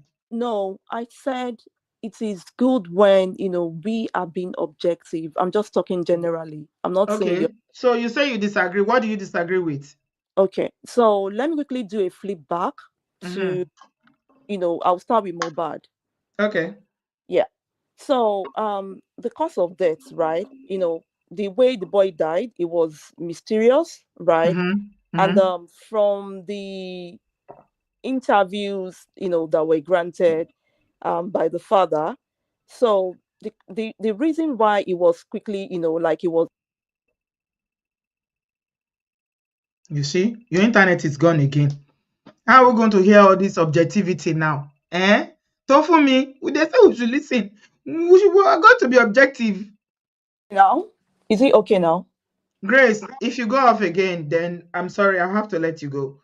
Yeah, Okay. because you're not consistent. I don't know, maybe calls are coming into your phone or something. Go No call is ahead. no call is coming in. I really don't know Okay. what. So I would start again. I would say the cause of death, right? So from the interviews that the father granted, it was mentioned that he went to the police station immediately. He heard about it, So and you believe what the father says, right? okay, because if She's gone again. Mm. Tonya, you jumped in. Yes, hello. Hi, Hi, darling. Auntie B. Welcome. Good Hi, how are evening, you? everyone. Happy New Year. Have we spoken this year? I don't think we've spoken, no. No, not at all. Just Okay. liked on our group chat and all. Yes, yes. I hope you're okay. How's the family? Very good. Hello, Buddha Farm. How are you all Grace, doing? are you still there? Congratulations. Congrats on the massive number. Your network is very, very poor. I can't hear you. You're talking about thank you, Tonya. Grace, you were talking about Mohbad's dad's interview. yeah, yeah, And you said that he said some things about the actions he took when Mohbad, yes, lost his life. yes, yes, Mm-hmm. yes. So he mentioned, the police station. Mm-hmm. It's cut again. Everything you say, he cuts. I don't want it to seem as if I'm not being objective. She started by saying we should be objective, but when you say one word, your line cuts. So I don't want it to seem as if I'm not allowing a different opinion. But your internet is not helping matter. Okay, Okay, Tonya, let's go ahead. leave and come back in again. Okay, put your Wi-Fi on or something. If you're gonna be going with what Mobad's dad say, that also already tells me that your opinion is completely flawed. Okay, because we're talking about the issue of property. How are you gonna go with what he's telling you? It's not about what he's telling you; it's about the evidence, what you've seen. So now you want to start the narrative from what Mohbad's dad is saying from the beginning. Abby? Okay. Tonya, all right, darling. What do you have to say about this, my Scottish queen? Thank you so much. Thank you. Thank you. My contribution tonight is basically just to reaffirm the fact that African culture, especially Nigeria, the one that I know, is Mm, highly patriarchal. And the patriarchy is too much. It's on a very massive level. The fact that we're in 2025 does not mean it has been eradicated. No. Yes, I can agree that it has reduced significantly, but it's still there. The situation with Wigwe mm, today, you can see clearly it's just because he has a girl child. But Yeah. again, a child is a child, and the person that deserves to execute the will is your child. That is Right. how it is legally when it comes to will and trust. Right. There is no place it states that it has to be, in Your quote, parents. male child or female Mm-hmm. child. It's first of all is Mm-hmm. your child. Right. And if the child is too young, obviously your spouse, but both him and his wife passed away. So the person that should have the will going Mm-hmm. by legally. Again, our judicial system in Nigeria is flawed totally. Mm-hmm. Mm-hmm. It can be bought over. Like Mm-hmm. they can twist anything. Mm-hmm. So it should be the daughter. And his father, who is in his 90s, even Mm-hmm. if he's in his 50s or 60s, is not the the It's not the beneficiary beneficiary. Yeah. for Okay. this will. And coming to Right. Mohbad, clearly that Mm-hmm. girl is so young, Mm-hmm. 24 years. I don't even know anything at 24. I only got married 24. Wait till I sabi. I just know that my body go to pepper me self. If one person or two person is in the house with me and my husband, like Mm-hmm. my body will be scratching me. Una they try sef. Me, I know they Eh? allow anybody. Nobody. I do. I don't even allow anybody. Don't come to my house. What are you coming Too, to but do? not the one of 15 people. I say to one person, too, my body Una go they to try, scratch oh. me. So una go turn me Eh? to a house girl to dey cook clean for una. And I don't cook for You my children know, finish. Who has time so to do that? what that clearly tells me about Wumi is that she's a girl with a very big heart. She's a human being, but above all, she's very compassionate. She has empathy, and she has a very big heart to accommodate a lot of people, because not many of us, myself speaking, can condone that in my family. Mm, So mm. I'm glad she went to Chude, because Mhm. he has a very good reputation. And Yes. as per the DNA, it should I be in a like very Chidi. neutral place. Yeah. And the hospital should, regardless, be a very, very neutral Tonya, why do hospital. you That's what think they should that be doing. they turned this case to a case of solving instead of solving the demise Because of there's Mohbad? It's now something about fishy. DNA. Because there's Mm-hmm. something fishy. There's something they're trying to hide at all costs. They're really trying to hide. Actually, the result of the DNA has been, uh, uh, is likely, very likely, that the result has already been, like, they don't already What do you prepare and think they will keep achieve somewhere. with DNA though? What would they achieve? Well, what they will achieve is to bring out that result that they've already made and say, Mm. this is it, that this child It's not is not his. Mohbad's child. But Mm-hmm. again, the girl was very smart to say, oh, she's not refusing DNA altogether, just that. Mm-hmm. It has to be objective. It has to be. Let me use Grace's English. It needs to be done in a neutral place. Absolutely, yes, you need to be doing, and above all, they have interest in this guy's property. That is why Mm-hmm. If a they poverty, God punish poverty. poverty How bad though. Hey, So bad. Tonya. So bad. Nne, nne. Poverty is How what will much make you poverty? to be How much chasing poverty are we peanuts, talking eh? about? To be chasing rats, Ah, you know. poverty. Poverty Poverty is is so down. bad. Yeah, yeah, It's yeah. bad. It's So I bad. think what they want, by Mm. them pushing for DNA, they already want to present a result that has been flawed. And before they get know what's happened, they'll throw it under her, put the carpet under her feet, and she will never know what's happening to her. They've been controlling the narrative all this while, but we are glad that finally they're not going to succeed. This girl is so young. Wumi, anytime you are listening to this, it's likely she's Obodo fam. She's going to watch this, because she'll be looking out there too. She's gathering information. Please, that family, run for your life. Again, the question is, where are you even running to? But yes, run for your life. You got married to a very, very, very, a family that not even one person can stand for you. They are Narcissist, so toxic, poverty-stricken people. They are so poor. Not only toxic. So pack they are your not only life just poor. afresh. Their mentality, everything about them is poor. Even There are if people that are even poor. They if have they lay dignity. their These ones hand have on no Mohbad's dignity. money, even if they lay their hands on whatever they call wealth that Mohbad have, which we don't even know how much is worth, I would like to know they the are going to words. I really squander want it. to know the words. They Is are it a going to hundred squander million? it. Give them a few months. If you have a poverty mindset, you're still going to squander. Even if a billion is given to you today, you're going to finish it. So, Absolutely. being wealthy or poor is a thing of the mind. It's not just the cash in your pocket or your account. So finally, I'm going to round up with a very, very positive story. This evening, I went to drop the kids at Kumon, and I was waiting, and I met two amazing men. Shout out to them. One's name is, I'm going to call their name, Chooks. And the other one is Kazim, an Igbo man, a Yoruba man. We're just waiting for the kids to finish Kumon.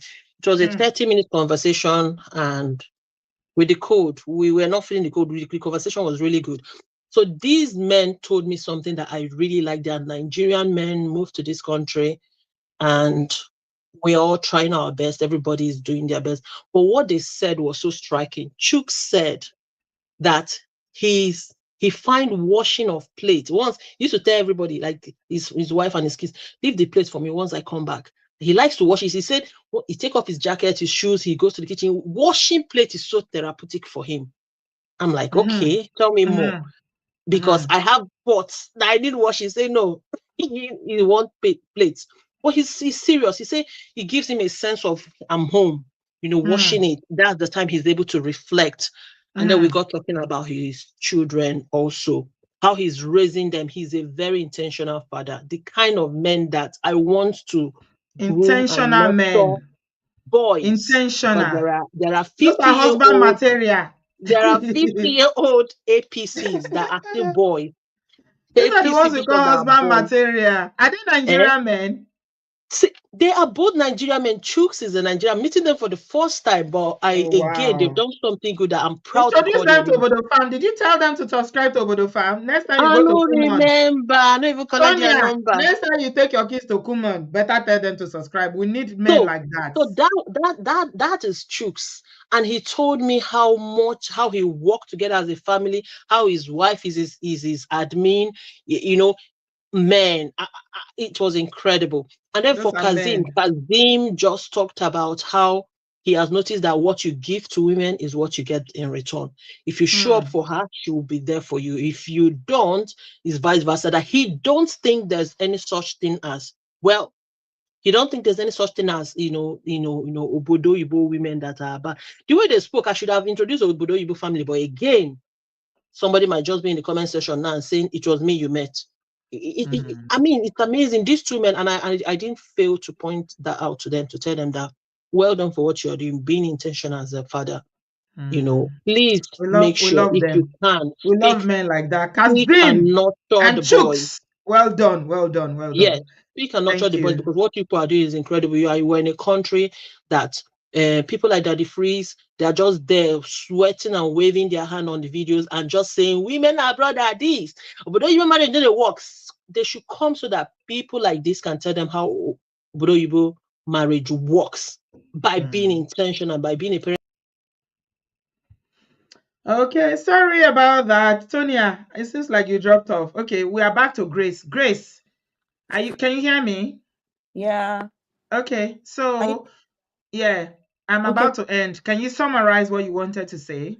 Okay. So the other time you asked me a question saying, how do I know the father was saying the truth? Mm-hmm. Right. So, well, maybe the police could have petitioned him to say, why are you lying against us? Which police? I'm just saying, right? We are trying to establish something here, and the point we are trying to establish here is the truth, right? Mm-hmm. Mm-hmm. Now, with the wife's interview, right? How do you know she's also saying the truth? I don't understand. What are you saying, that the police should have petitioned Mohbad's dad? It was a question you asked. You said, how do we know that the father was You saying the said that the father gave an interview, and what did the father say when truth? Mohbad recently passed? Yeah, that he went to the police station Mm-hmm. immediately to Mm-hmm. report the case. He said Mm-hmm. himself and some other people Mm-hmm. went there, that he stayed there for about 3 hours. Then they didn't give him police reports. Then from there, he moved to say, okay, let's deposit this body in the mortuary. And when he got to the mortuary attendant asked for the police report, right? Mm-hmm. And he Mm-hmm. said all this. So, of course, this boy, he was a promising 26-year-old that was just starting his life. So he didn't have option. According to what he said, I was not there. He didn't He didn't have have option option of what? Option of of, what? of other than to bury the boy, because the Okay, narrative. okay, go So, and ahead. let me quickly summarize what I have to say. I don't know Mm-hmm. what's happening to the internet really. So then, First of all, let me ask you before you continue, Grace, mhm. with your accent, I can't tell. Are you Nigerian? Of course, I am Nigerian.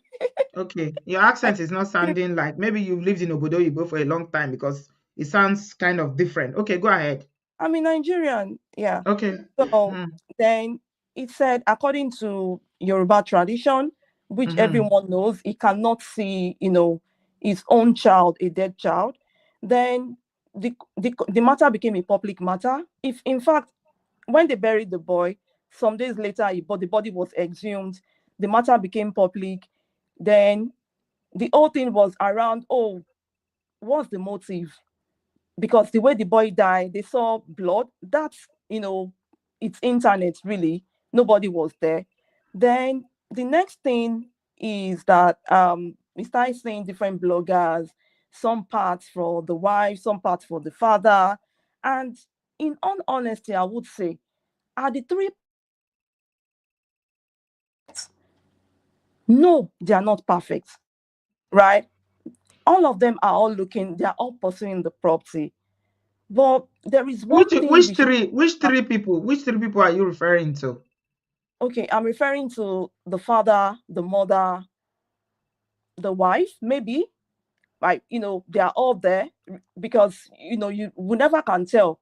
You don't know what's the motive, Let me behind. ask you this, Grace. You're a woman, right? I don't know Yeah. your marital status. I don't know whether you have kids. Mm-hmm. Who do you think, if Mohbad has properties, Mm-hmm. who is his heir in all these people you named?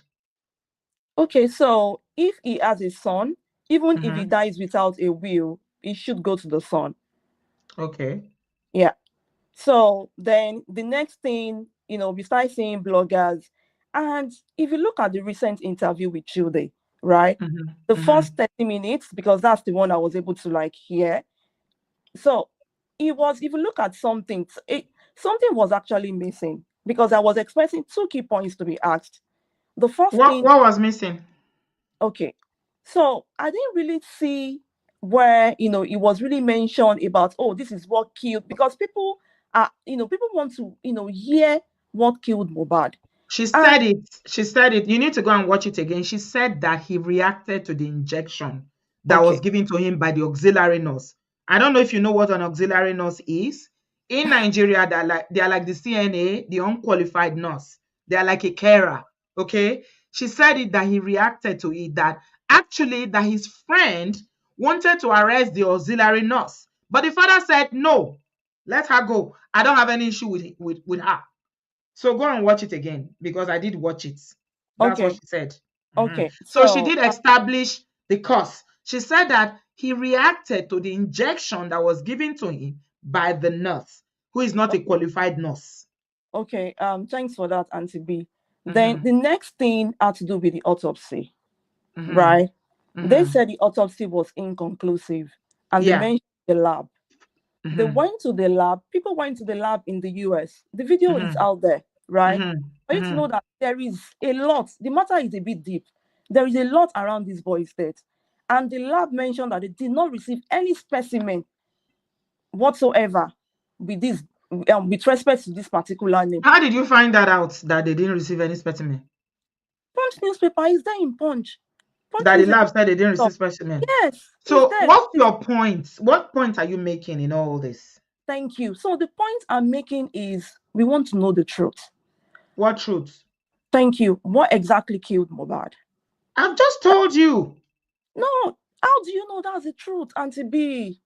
How Okay, do what do you, you suspect? Well, what's your own suspicion? Because I think you're thinking that the wife had something to do with it, right? to be honest, I never mentioned the wife. So So, no, you're saying that it, what I told you is not correct, or how do I know? yes, how So do you? what do you think killed him? Okay, so autopsy is inconclusive, right? Mm-hmm. They had gone to do a private autopsy, according to what we heard. We are still waiting for the results of that. Mm-hmm. The inquest have been stopped. are being put on hold at the moment. Maybe they are resuming, So I just believe people should be patient to know the truth. What is Because your own? What is your there's something in your mind. There's somewhere you are going. You know something or you suspect something. Not know, because none of us can know really. of course, So what are your suspicions? What's your heart telling you about this? the whole suspicion is that this boy's death is not natural. So who is responsible? Of course, I would never know who is responsible, but all the people within 24 hours, 48, 72 hours should be held accountable. Every one of them. Yeah. Okay. All right. They said it was inconclusive. They said that they couldn't determine because it's been buried and the tissue were damaged and all that. But I don't know where you're getting your own information, but I just wanted to know, because for you to be talking like that, it means that there's somebody that you're suspecting, right? So, but you say you don't know, so you're waiting, right? Grace. Me, my Grace more. I'm not hearing Grace again, no. Alima, you jumped back again. Alima Tibinu. I am back because of Auntie Grace. Grace You said are that. saying we don't know. I don't know why You people keep people saying are pressing my patience level. I need to hear her out now, because she's going somewhere. she did not go anywhere, because she's just going round and round the bush. You said I don't know why everybody keeps saying they don't know what happened to Mohbad. It's already in court. They did the CTC. Everything is there. Everybody in the house. Mohbad's father was not in It's the house. an allergic reaction to the injection I was given. Everybody in the house said the same thing. Mohbad's father was not in the house. So whatsoever he is supposed to say, he's supposed to be relaying everything people in the house said. Why you guys She keep said they should saying, hold everybody responsible, everybody that was in the house. yes, they've already taken everybody. The brother was there, the manager was there, the wife was there. They've questioned everybody. But Why you guys keep nobody saying, is pointing fingers at them now. It's only Leon. It's the baby that is being held accountable now. Happy? Yes, so, now I don't know why Grace is saying that they don't know what happened to Mohbad. When everybody already knows what happened to Mohbad. But because Mohbad's father came out, wears sutana, put rub on his face with white handkerchief, and is rubbing his face, listening to Mohbad music. Daddy got that money, oh, make I go poly. I'm sure Mohbad in his grave will be angry with himself that why did I even do this song? Because the now reason why I was asking her is because she's saying that everybody in the house should be held responsible. Everybody in the house did not conspire, or they didn't come together to buy him now. Something happened. Okay. So, but what has DNA? Where is Grace? I wanted to ask Akpe, at what point did this DNA become relevant in looking for the truth? Because I believe that truth is the truth that Grace is referring to is that we need to find out what happened to Mohbad, right? How did DNA, Leanne, that is 6 months old, become the source of what by his father? That is all I want to know. And they are thinking maybe the wife wants to inherit the husband because she's I'm sure. not asking you, Alima. I wanted to ask Grace, but Grace is gone. That's what. If you go to TikTok, Auntie B, it looks like you don't go to TikTok, because I'm No, I very sure don't. Grace is Baba Mohbad's fan. She does not just want to come out because this platform has a whole lot of women. She does not want to come out and say it's Wumi, because the comment section. She wants to say it that it's Wumi. The kind of influence they think Wumi has, though. I Does she don't seem know. like someone that has any influence to manipulate anything? I don't know, and I don't know why. I don't know why it is so surprising to them that there is nothing suspecting about Mohbad's death. I don't know why. Is it so difficult for people to believe that this girl she's just a widow who is mourning her young husband? And she's a young girl, small girl that I'm very sure everybody is talking into her head, even in the marriage. Because on a normal day, I don't even understand why the father has too much power in their marriage, to the point where he's asking for the placenta of the child. I don't know how much power a father or a mother can have in, I don't just, I don't know, okay. but Grace It's is okay. not Wumi. Until we see evidence that it is Wumi, you guys should leave Wumi alone. I don't believe that Wumi had anything to do with it. That girl was, gotten her away at 23 years old? I Halima, tell you, everybody when is you are acting in like they love were at never 23, 23. come on now. 23 Come now, on. everybody is still looking that I want shy. You just Who had a has baby time for the love of young love. You just had a baby. Then the next thing you want to do is to buy the man that you to had a buy baby the man? for. I don't know what she's going to What's she tell. going? I don't even Motive. know what Mobad has. There's something called motive. If you watch any American series, you will learn about motive. What is Wumi's motive? Yes, that's All of what is you. her motive. What is the motive that she has? Because Mohbad being alive she will be like, in time, he will make so much money that she will become like Choma to Davido. Yes. So what is her motive for wanting to buy Mohbad? And another thing, what Daddy Mobad is enjoying now is because he lives in Nigeria, that they don't follow the proper law. Because on a normal day, a case that is still in court, you are not supposed to be going out and saying it. That's why when everybody kept saying Wunmi should come out to talk, she can't say Studio anything because Tikun, Egbami. he's Grace, acting the trigger investigation. everybody. The studio is full. Egbami. We've done Okay, 2 hours. let me calm down. Let me Grace, calm down. Odabo. Egbami. Yeah? Everybody's jumping in now. I think And Grace has it's triggered grace, everybody. it's grace that you gave platform to. The studio is full. It's grace. Wumi, 2 Oh, minutes. 2 okay. minutes. 2 minutes. I just want to say, I want to say something that please, you guys should stop mystifying everything. Everything does not need to be mystified.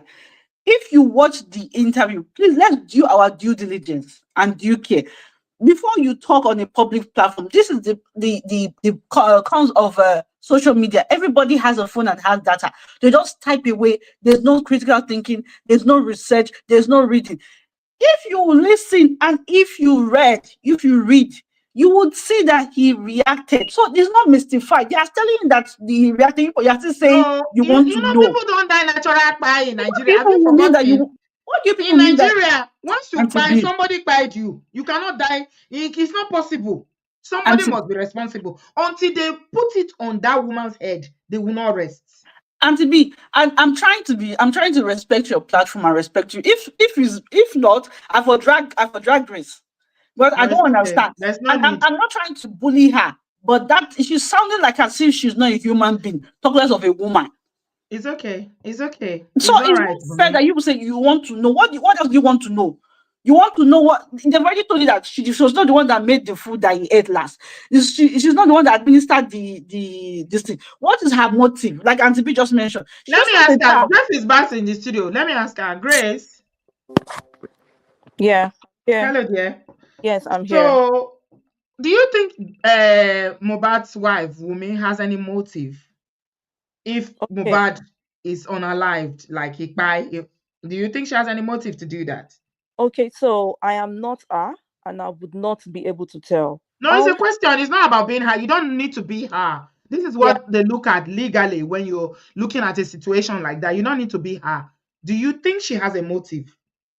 I would not be able to tell Auntie B, to be No, honest. then However, you can't however, speak on it. please, You please. cannot speak on it if you don't know whether she has a motive or not. For you to want to unalive somebody, you need to have motive for doing it. Okay, so why the whole thing looks like, oh, it's pointing to the wife, right? Is because the wife was with him 24, 48, 72 hours, right? And would know a lot to. I don't think the whole thing looks like it's pointing to the wife. You are the one saying it. How is it pointing to the wife? They said there were 15 people in the house. So how is it pointing to the wife? Grace. It's not pointing to the wife. You are the one saying it. Okay. Grace, you dropped off again. All right. Tonya, 2 minutes. Let's go. Thank you so much. Thank you. All right, darling. I'll speak to you later. First of all, may what happened to may not happen to any of us. That girl is such a young girl. She's still mourning, still in shock. She's probably in that shock phase. She's not even gotten past it yet. And all kind of allegations are just pointing out on her. That's not fair. That if for anything, whatever the circumstances is, and even the autopsy, just let her be. Let's give her time to even recover herself. But even the son, he's not even aware of what's going on. So that is it. May people like that family, that Mohbad family, not happen to us, especially in-laws. Those are the kind of people we should be praying about, saying, our in-laws, let them not be that kind of person. Thank you. Grace, Thank you so much. all my love for you, Grace. Okay. Again, may what happened to this lady not happen to you. I just realized how much MOP has poured into me. My patience when Grace was just, People running keep saying I about, have patience. I have patience. running about. Have Not patience. just you, even me, my patience. It's When she good was to doing that, listen. never for once did I even say, I bet this one come off for road, even though I'm itching to ball. Again, listening to Grace, taking a stand without really taking a stand with the in-law. Not that any of us is taking a stand with Wumi or not, but just listening to people like her that are not you, Grace, now, people that are projecting patriarchy in the form of women like you, and how much I'm able to take it and just say, it is well, oh. That just tells me that I've grown emotionally. Well done. Well done, MOP, darling. everyone. Thanks to MOP. Okay, thank you so much, Tony. I'll see you later. Let's move on. I want to bring somebody that's been itching to come in. Abosede. Is it Bosede? Hi, welcome. Good afternoon, Auntie B. Can you hear me? Yes, I can. Are you from the US? You sound like the US people. Yes, I am. I can hear your accent. I've been one of your fans for many, many years. This is my first time actually coming up to Oh, speak on your thank you. platform. Thank And you I'm so much. very grateful that you put me up, to speak. Yeah. So I've been listening to this thing about Mohbad and Wumi. And it is very unfortunate that this is another widow victimization that Yep. normally Yep. goes on in our country. Yep. I'm in the US. I'm a doctor in the US, and I don't think this will happen to any young widow around me. So it's so sad that people sound so ignorant sometimes. When someone was giving medication, there were like 15 people in that house, including Mobad's blood brother sibling Yeah. who was in Yeah. the house. His manager was there. Mm-hmm. All his boys were there. And Yeah. then Wumi was single-handedly killed the Yeah. top Mobad that is like 6 feet too. That's why I And asked the question. What's her motive? there's If no you cannot tell me her motive, then you don't know what you're talking about. Oh, I don't want to get upset. No, there's Because no behind motive. everything that we do, there's a motive. What do you stand to gain? That's There's what no motive is. motive. There's no motive for women to do this. And I think this is just another way of them victimizing a young widow. There's Of no course. motive at all. Of course. Yes. So there's no motive. Yeah. The boy, I didn't even know Mohbad till before he died, he died. Yeah. The boy was just probably going to blog, trying to get, going on different tours. Went to London, was going to other tours. What will a young girl of 23, a woman of 23 years old, who just had a 5-month-old baby, gain by buying Buying her such a man? husband. Yes. This is when she's supposed to like be enjoying him. Like, who doesn't like soft life? Who doesn't like enjoyment? The girl, the woman doesn't have nothing. She has no job. It Yeah. was recently that good people just set her up to be selling here. So why would she buy a husband? So there's Ask no me. motive. It's Yeah. just another way of people using this, like people that are on TikTok, using it as a means of income and for a selfish interest of some of the family members, and another way that we victimize widow. And it's so sad. A lot of this is coming from women who Yeah. also have children. Yes. And I don't know, Grace. I want you to come back as much as a lot of people don't like what you're saying. I want to ask you. There are some few questions I want to ask you. I asked you about motive. You didn't answer it. You say you don't know. You need to know. Yes. Because everything that we do, we need to have motive for doing it. The reason why I'm here tonight, the motive why I'm behind my show tonight is to discuss inheritance. So that especially brothers and women also who have properties, they have assets, can learn that when they go, this can potentially happen to their children. So there's always a motive for everything we do as humans. This is where critical thinking comes in. We always talk about it. Don't just go about what somebody is telling you. Think about it, analyze it, weigh it up, and think about it. Mohbad was about to blow, like you said, Sister Abosede. Yes, ma'am. He was about to become bigger. And the wife of his youth, who is only 23 years old, will come and remove him and say, you can never be famous. Why? How? For what? That's very, it's very sad to say the least, that that lady can be put through so much ordeal and and torture for months, and no one is actually even there helping her out and the baby to make sure they're safe. She's Yeah. constantly being bashed and Yes. bullied by Yes. mothers, by Yes. father who are Mm-hmm. old enough to be our Yeah. parent on a Mm-hmm. daily basis since September last 2022, when 2023, and up till this minute, without no proof, without no single evidence, without no one They telling. said she was in the house. 15 other people were there, Mm-hmm. Mm-hmm. and then the And lady, all of them were men. It's yeah, only the woman. You see only what her, patriarchy does? Yeah. only her taking care of a 5-month-old baby, and people like, Breastfeeding. why She was was she not there? breastfeeding. Yes, I am a married woman. I don't think I'm with my husband when he's getting injection, because you don't know what's going to happen. And being a medical person, there's something we call an anaphylactic reaction that could be as a result of you getting injection or whatever, reacting to something. People don't believe that those things can kill or die. They just believe like when a man dies, regardless of the circumstances, the woman in the house by him. It's so Yeah. sad. Mm-hmm. That this is our reality, and it's Yeah. so sad. It's so sad. And a 5-month-old baby being bullied constantly by Yeah. people that have their own children. I Mm-hmm. have children. They're Mm-hmm. not perfect. They're still here with me trying to, do better. No one, nobody's perfect, but they're constantly batching a 5-month-old baby and Yes. this young widow on a daily basis, and they're Yes. not giving up without Yeah. no single evidence, no Yes. single proof. Yes. And then when someone speaks in favor of her, they will say the lady, Wumi, has bought them up. He's paid. How much does she have? She doesn't have a job for She heaven's doesn't sake. have nothing. Oh, She's got nothing. she's But bribed everybody in some people Nigeria. just they can see. It's He's sad. being able to see through all the BS. It's so sad. It is so sad. And How do then you bully a baby? How can you bully a it's child? it's just unforgivable. It's unforgivable. Like, how do you look at that boy and bully him? Whether it's Mobad's child, whether it's not Mobad's child, he deserves to He live. claimed it. He claimed the boy as his child. Yes, he tattooed Liam in his body. He claimed it, the father, the child. He accepted this boy, whether it's not his son. Legally, he's still the father of that child.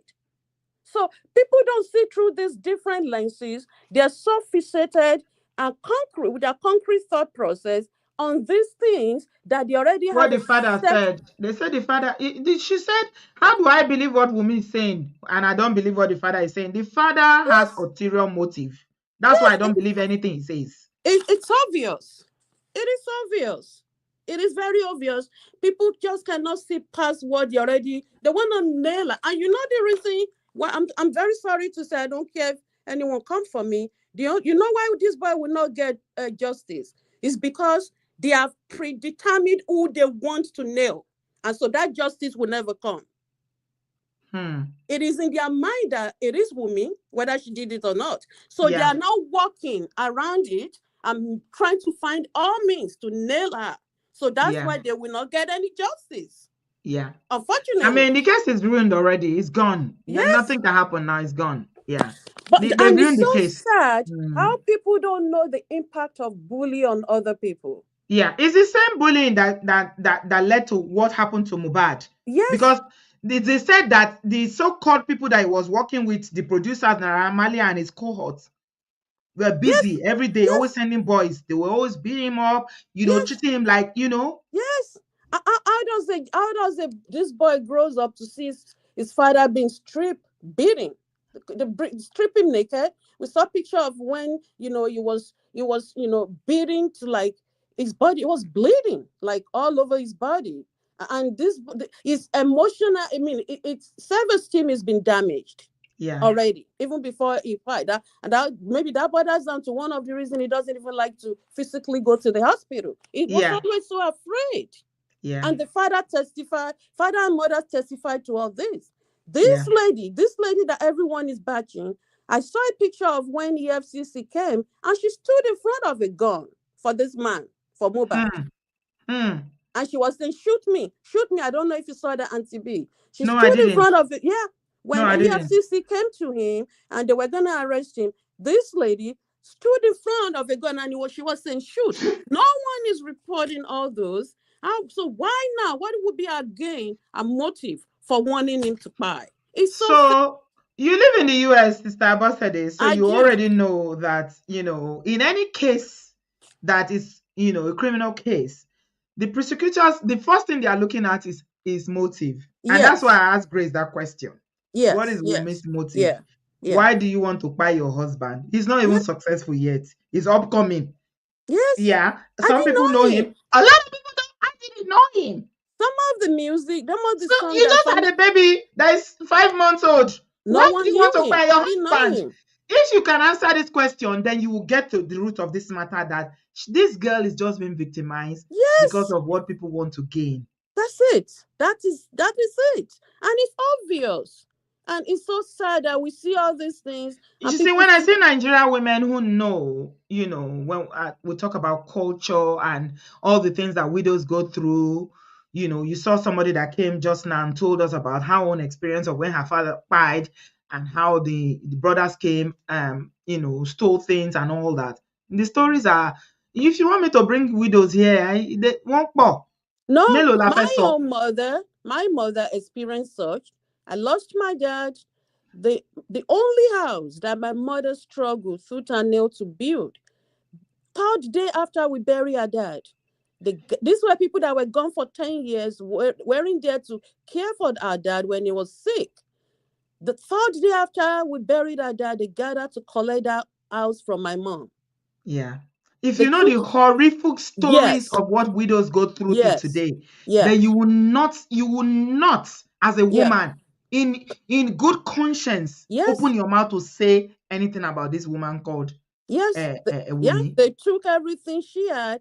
Thank God for they strip you. They will strip the widow naked and push her out with her kids. That's what they do. And it's so sad that even women consistently... Women are the biggest supporters. Condone these things. And this is why it might not end anytime soon, because we advocate for it. We are the gatekeepers.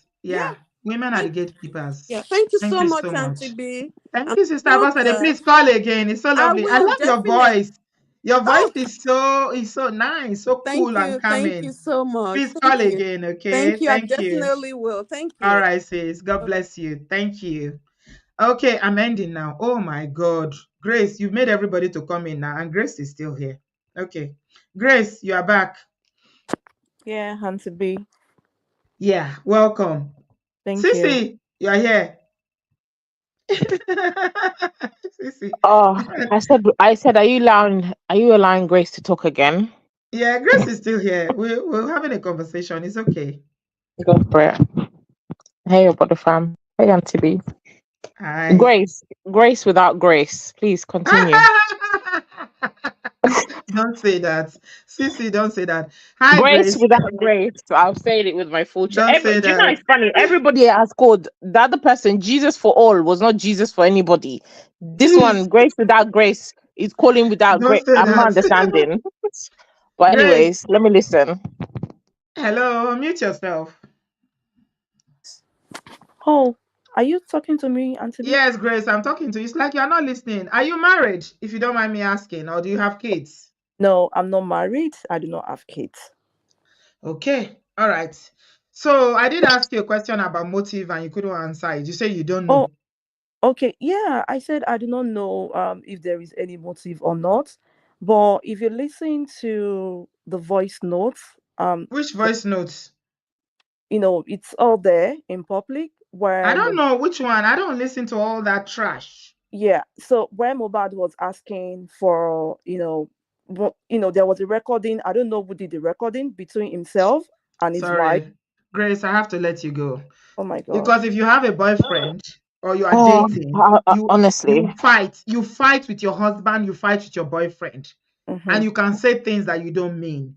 You can't be going with voice notes and things like that to determine that the woman, come on, Grace, don't do that.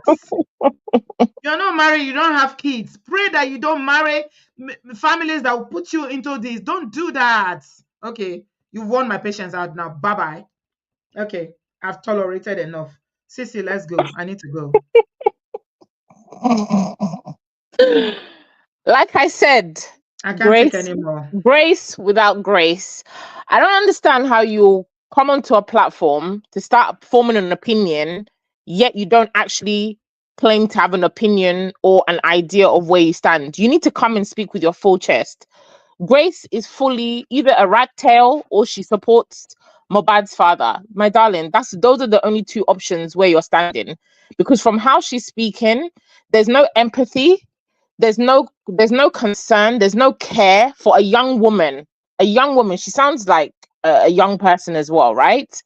There's no empathy at all for this woman who has a child who at the bottom of everything, take away everything that is happening, she's lost the person that she loved, a person that she started a family with. At the basic level, there's no concern about that. We're here speculating, going to getting our information. When you get in, From TikTok. when you tell me that your source of information, TikTok. your point of truth is TikTok, I've stopped listening to the There's no nonsense that you're coming to context to talk that about. voice note. You don't know when they sent it. It could have been that It voice could have note been could be 5 AI. years old. It It could could be have been AI. anything. Could have been AI. As people claim now, the recordings are AI. That could be AI. But your source of truth is TikTok. Grace, I beg. Don't come on a platform and talk nonsense. Have an opinion, or even from the information that has been put out. The lady has come out after how many? It's almost 2 years, right? She Yeah. is the only person that has not said a word. Yeah. If we're looking at motive, look at the stuff that's on the table. Fair enough, we don't have all the facts. We're not in the ins and outs of these people's lives, where it's just spectators watching on the outside with the little information that we're privy to, right? But from that little information, you should be able to conclude, or at least come with some kind of motive, right? For where you stand, whether you're for her dad, whether you're for Naira Marley, whether you're for Wumi, right? From the information that has been given, the inquest that they had, they have said that he was given an injection and had an allergic reaction. What do you people not understand? Wumi has said it, and this Grace is saying she doesn't know the cause of his death. She's not said the cause of the death. Did you actually watch the interview? She has not even watched the interview. From what she's saying, she hasn't even watched the interview. You've just called to start giving your information that you've collected from TikTok and from TikTok. BDM Instagram and from his dad's. If anybody has gained anything, right? Somebody has passed away. I'm a mother. I have a son. I have a daughter. If one of my kids, God forbid, passed away as people are saying, mysteriously, right? As a young person of 20 something, he passed away randomly. My first thought as a parent is not to go and bury my child the next day. It doesn't make sense. If you're really trying to get to the matter of what is the cause of that person's pain, as people claim, is such a mystery. Your first instinct as a parent is not to go and be looking for where to bury your child the next day. That doesn't happen. With the people. You are palling with the people that were accused. And then the same people that we have seen the video of this boy being beaten up by the other guy, one of the henchmen of that Naira Marley. You've seen the boy in hospital. When these people came into the hospital, he jumped out of the bed. Even his friends have come out and said that these people were bullying him. They've said it. Yet his so-called father is canoodling with those people and being pally-pally with them and is supporting them. So if we're really, and the only person that has gained anything out of this whole Mobad's death is the dad. He's the one up and down granting interview. He's the one collecting money from his monetized platform. He's the one putting out music. So if we're really looking at who is gaining, the only person that I'm seeing that's gaining anything is his so-called father. I will personally pay for a DNA test on that man because I don't believe that man is Mobad's dad. First of all. The only person that has anything to gain or has gained anything from this boy's passing away is his so-called father. All his actions since that boy has died is not of a concerned father, of a concerned parent, of a concerned, even a concerned grandfather to find out the truth of what happened to his. You're running and grabbing property that by law, by right, is nothing to do with you. Anywhere, whether it's the West, whether it's the East, whether it's the South, a person with a child, that child is always the next of kin. That child is always is always the person that's going to inherit. Why would you even be trying to dispute that? On what ground? Thank you, my darling. I mean, I do see how people feel about this. And I pray that, everybody that is supporting this, you're supporting this, and you are a woman, you're going to marry.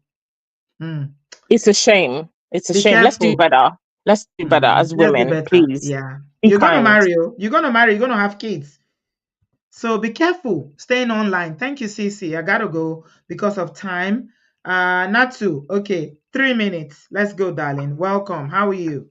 Auntie B, my body has been itching me, my So ear, my talk. everything. Sorry, darling. So sorry. Studio is all of a sudden I was going to end. Next thing Grace spoke, people pack inside and say, Akilo Day. Auntie B was Grace. And I just want to address something with Grace because she feels that everybody is leaning towards Baba Mohbad. And let me tell you why. In investigations, there's something that they call unusual activity. And let me line up the unusual activities tied to this boy's spine and everything. Explain to us unusual activities. You are a father. This is your son. They told you your son died. The next thing that you did is to bury your child. Your child is a married man.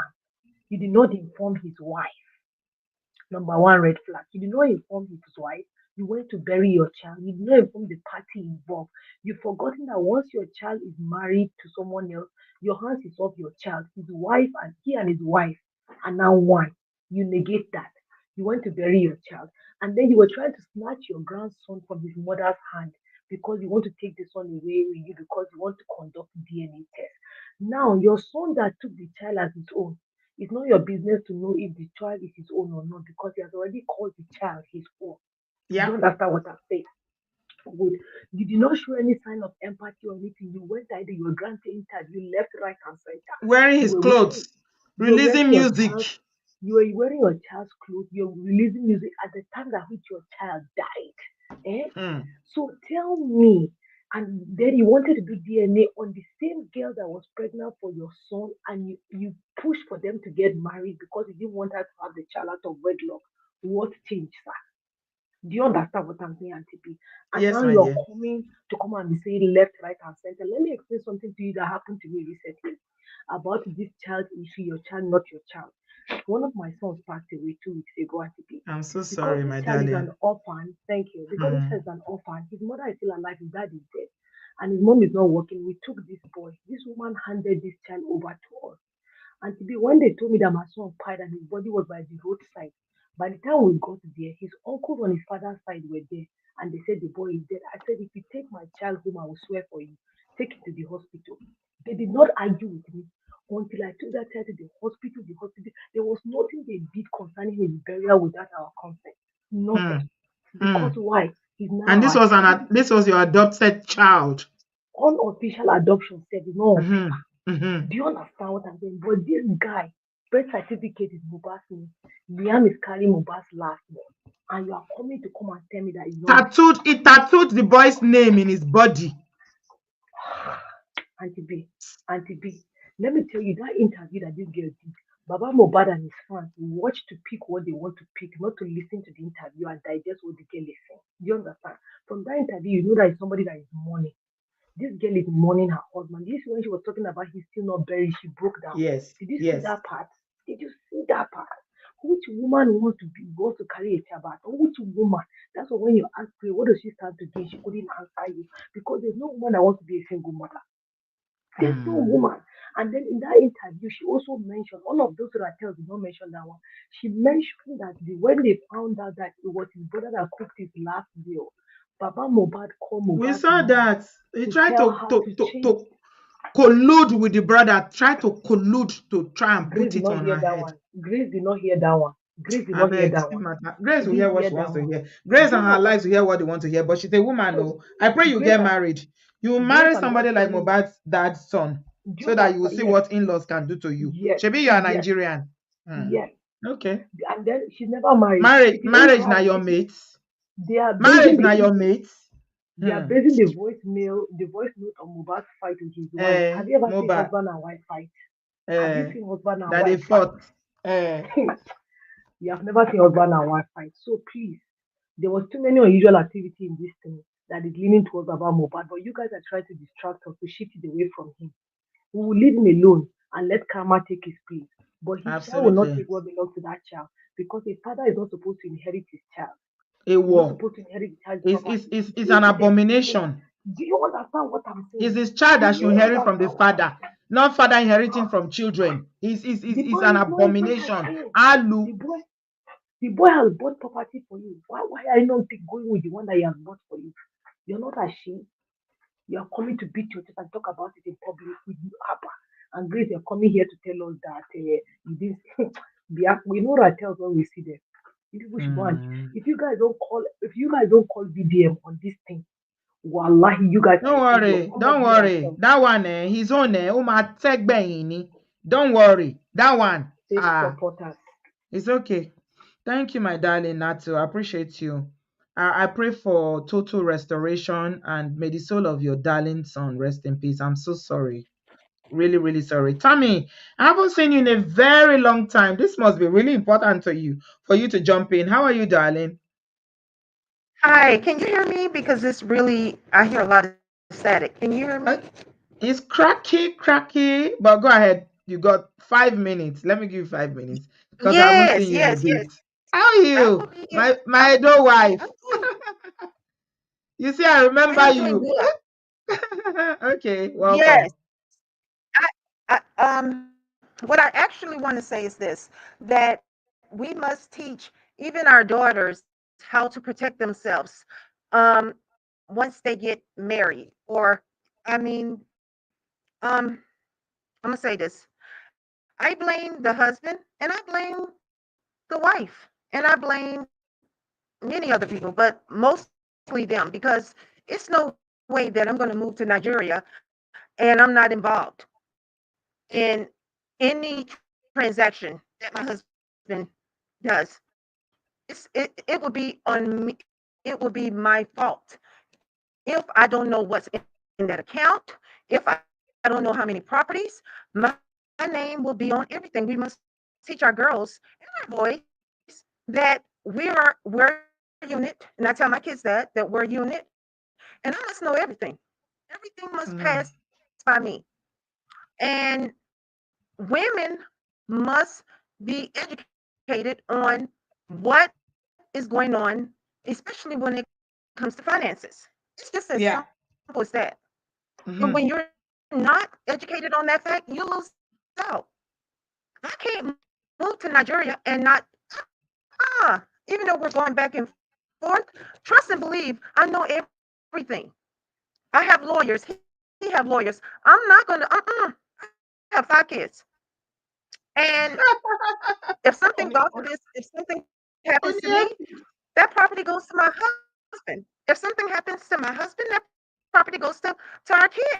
It's just as simple as that. And it's no ifs, ands, and buts about that. We must be involved. Women must be involved today. We just must. Yeah. We must Yeah. teach our girls about finances. We must teach our girls, okay, you're just as important as the boy. I have 2 boys and 3 girls. They're all equal, Mm-hmm. period. The girls are just, Mm-hmm. some girls are much smarter. It's just the truth. They know how to Mm-hmm. handle money better. But I'm not going to not know what my husband is like is doing. I must be involved in everything, and that's just as simple as that. I'm not gonna go and be blindsided anywhere, even here in America. Oh God, no. Uh-uh. So I don't. Mm-hmm. I also, even with the church. Here, our church, before we even get married, we go through finances, we go through wills, we go through insurance, we go through estates. We are prepared. And I'm not saying all churches, but my church, we Oh yeah, we don't play that. We must protect your family.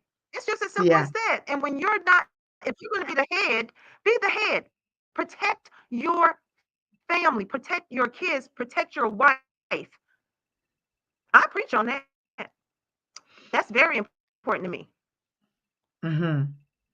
Thank you so much. Thank you, Tammy. Are you in Nigeria at the moment? Because I know you were planning to No, relocate with your husband. yes, my I- last, my daughter will be graduating, and we will be moving. And you know what? I'm so happy because America is getting real crazy down here. You've got Trump. So, No wonder. Go figures. Anyway, keep in touch, yeah, darling. It's nice to hear from you. Yeah, all the best. I will. I All will. right. I Thank will. you. Thank you.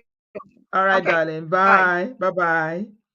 That's Tammy, our African American wife married to a Nigerian man. She used to be very, very frequent on this channel, and she's always bringing it 100%. She's married to a very good Nigerian man and a Doe man.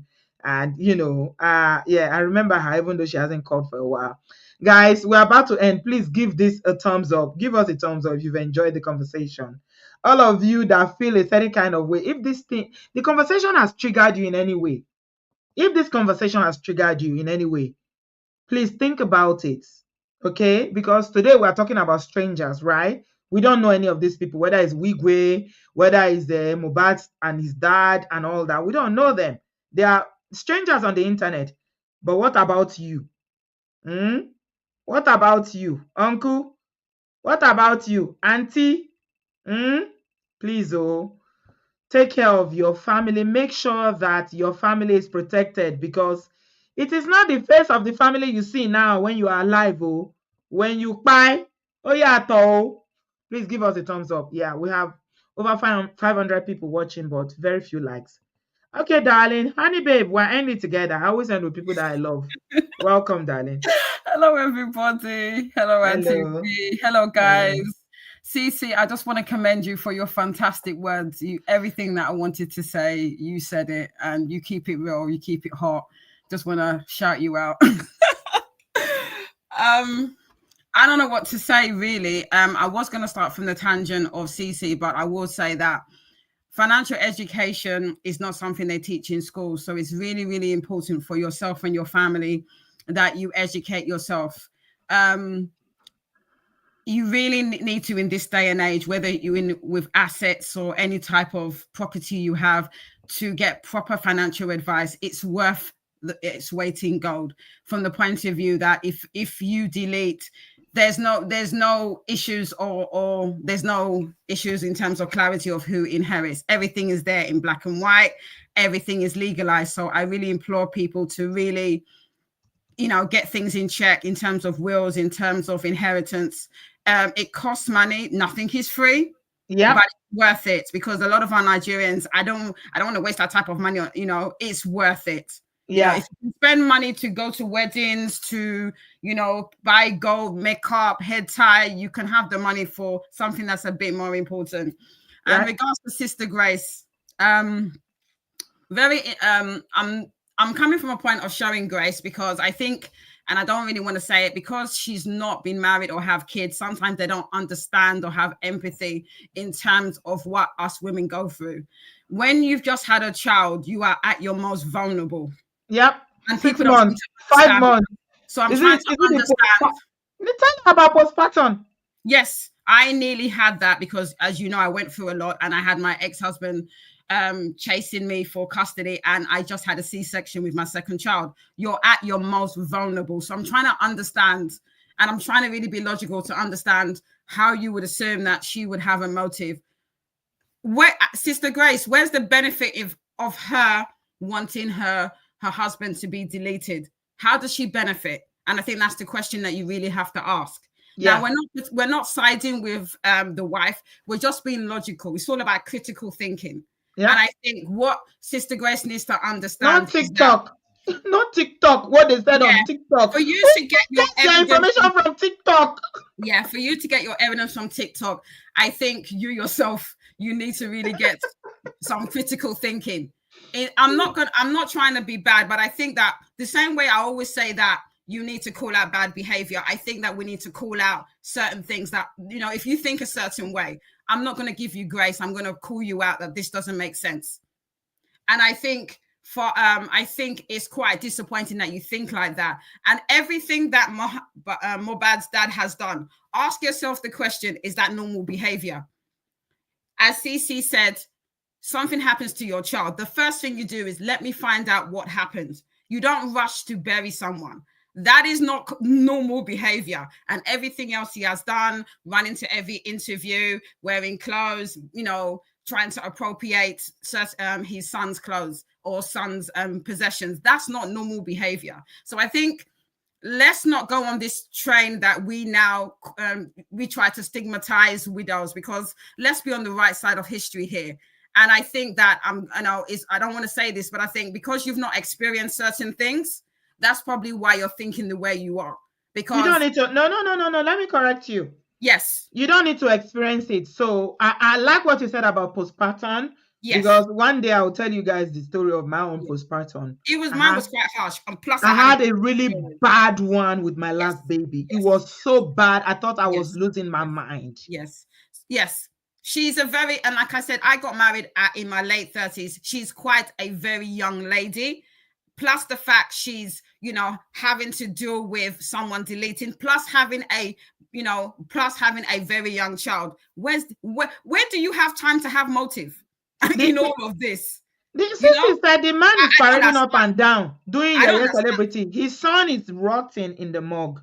This is an abomination. And this is someone that to you doesn't have a motive, Sister Grace. Make it make sense. Ask me why did you not allow for him to be buried now? Why is he still being kept alive? They've done 2 DNA. Is there any reason why that boy is not resting? No. And let me tell you, before I leave, sorry guys, if I traumatize you tonight. No let me tell you about something about Nigerian morgues.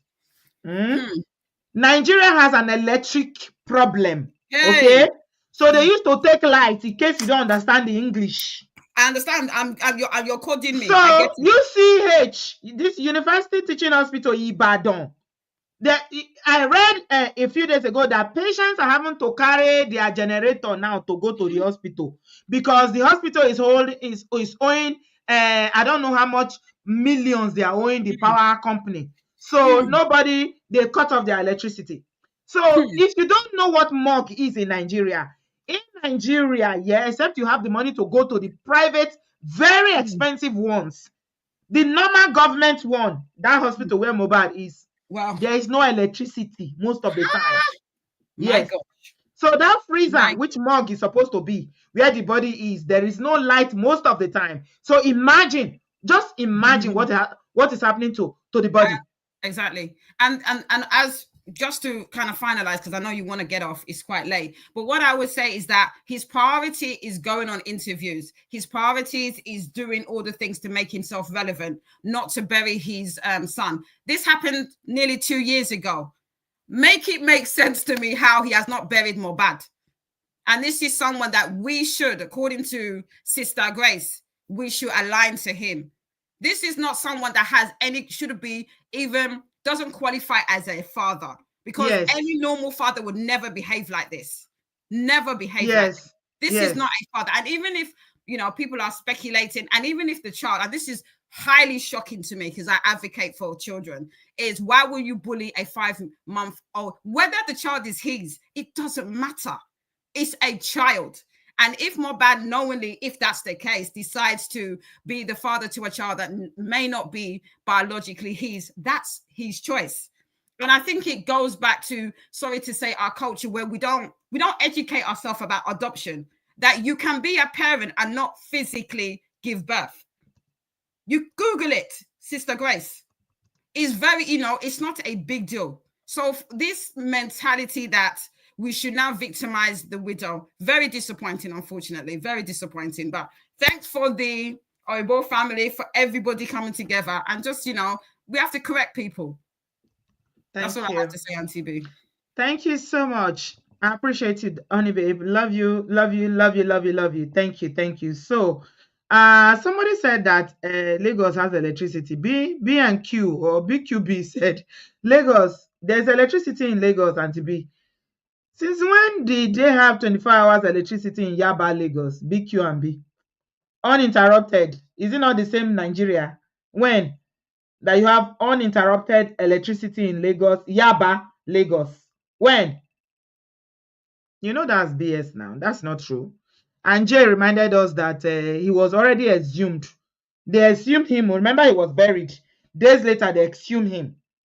And now you put him in the morgue for over 1 year with electricity that is up and down. They will bring it now, NEPA.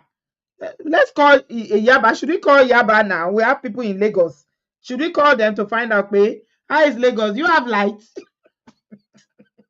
Do you have light? The first thing they will tell you, there's serious heat now. People rely on solar or generator. We know that.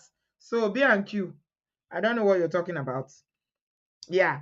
So you know what? I'm just going to end by saying I have women is we that I'm addressing tonight. And in the mobile role, we are mothers. And I strongly believe that if women were not the gatekeepers of all these very narcissist and troubling customs and traditions against widows, against orphans, against women, if women were not the gatekeepers, all these things maybe by now would have made more progress.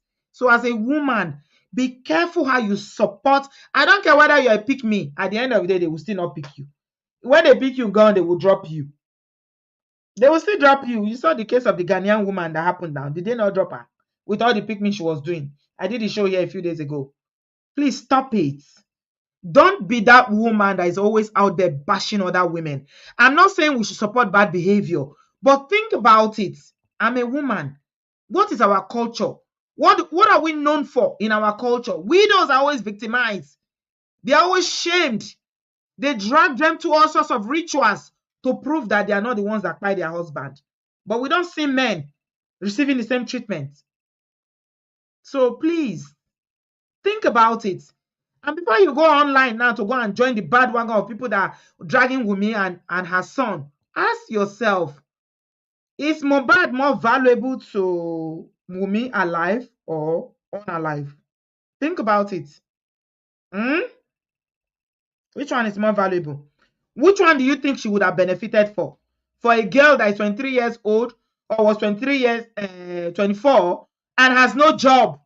This man was her livelihood, source of everything. She was basically living with him. He was the one that was feeding her, clothing her, doing everything.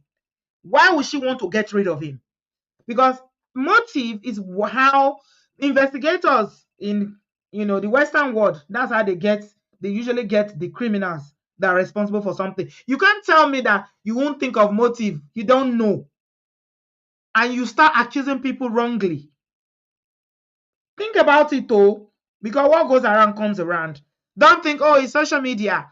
This is what I heard on TikTok. Do you have mind? Can you think? Can you analyze? Can you weigh something? Somebody will go and bring it. So I fought with my husband 10 years ago. I will now bring the voice note and play. Can you determine when a voice note was recorded? I mean, come on now, please. Let's not take things at face value. If there's anything I want to challenge you to do on this platform, is for you to think critically. Please, don't take information at face value. Anything you see on social media, think about it, analyze it. And I started this show by telling you about how Senator Natasha was being treated in the Senate.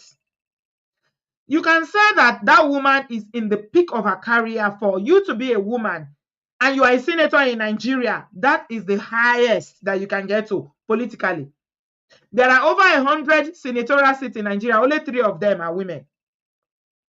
And one of those women, every day, the Senate president is dragging her. They're always pushing her, doing things to her.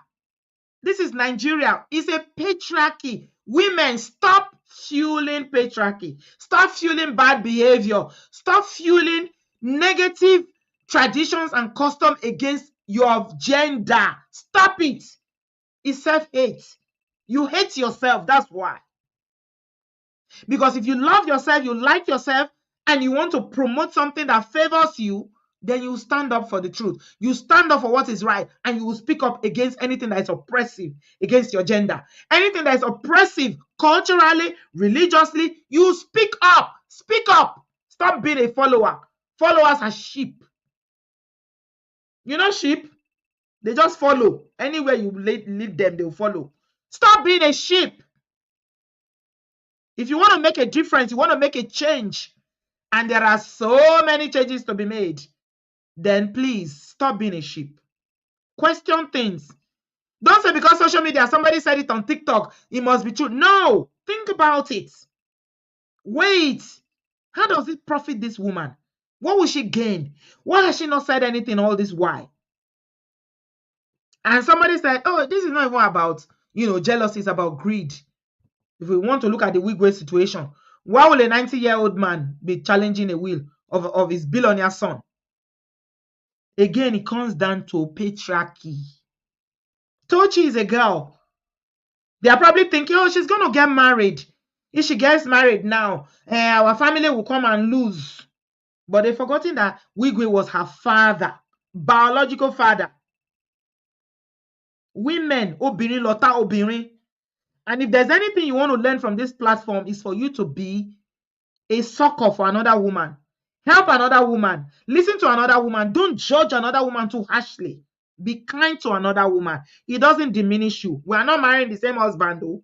We don't have the same boyfriends. So you don't need to be jealous. You don't need to be hateful towards another woman. And you brothers out there,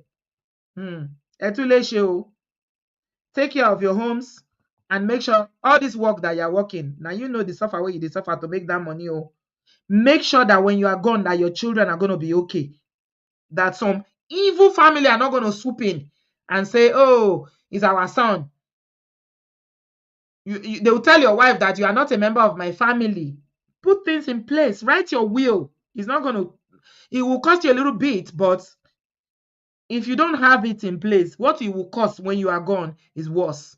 You want your children to suffer? Why are you working? Like Brother Patrick said, a good father leaves an inheritance for his children. Emi ò gbọ́, ibi tí wọ́n ti sọ pé a good father leaves inheritance for his parents. So children don't leave inheritance for parents. It's parents that leave inheritance. African tradition has turned in Nigeria. Want to turn it upside down. Ó ti dorí kodò. It's children that want to leave inheritance now for fathers. Are they not ashamed? Ṣé wọn ò bẹ̀rù Ọlọ́run? And they are not ashamed. Is it a good thing that your child buy is bad enough and then you are dragging inheritance? May God help women. No. May God help us. May God help us, because man, the culture is against us, religion is against us, women are against us, patriarchy is against us, everything is against us. It's a struggle every day to stand up against the oppression of women. And women are the one fueling it every day. Thank you very much, everybody. I appreciate you. Please give us a thumbs up. I'm leaving now. We've done 3 hours. I never knew we were going to stay this long. Yemi said, as a young IT lecturer in Nigeria, most of my male colleagues were already beefing and fighting me tooth and nail, of course. Yeah. Mimi said, all my properties are already in my children's name. I'm not even doing a will because they will contest it. Still do a will. It's good for you to do a will. May the Lord help us. Stop your everything that you have. Your assets, your property is for your children. It's not for your parents. It is abomination. Aluni. Your parents are not the one to inherit you. Your parents are supposed to buy if it's the natural order, but we cannot tell when it happens. Things happen. So if, God forbid, you now buy before your parents should not be dragging. It's a thing of disgrace. It's a shameful thing. Thank you, my people. Wumi, you are going to be okay by His grace. God will stand beside you. God will stand by you. He will stand for you and your son. And both Tochi as well. I pray that the Lord will see you through. The battle you are fighting now, Tochi's own is going to be very difficult. I pray she's not in Nigeria. Because I'm telling you, these people are so desperate that they can do, they can even delete her. Because her own case, they are talking about billions. It's a lot of money. And we know how some people can get when it comes to that. The Lord will see you through. Thank you so much, everybody. Please give us a thumbs up, subscribe, and like this video. And I shall see you in my next one. I appreciate you. I love you guys. See you soon. Bye, guys.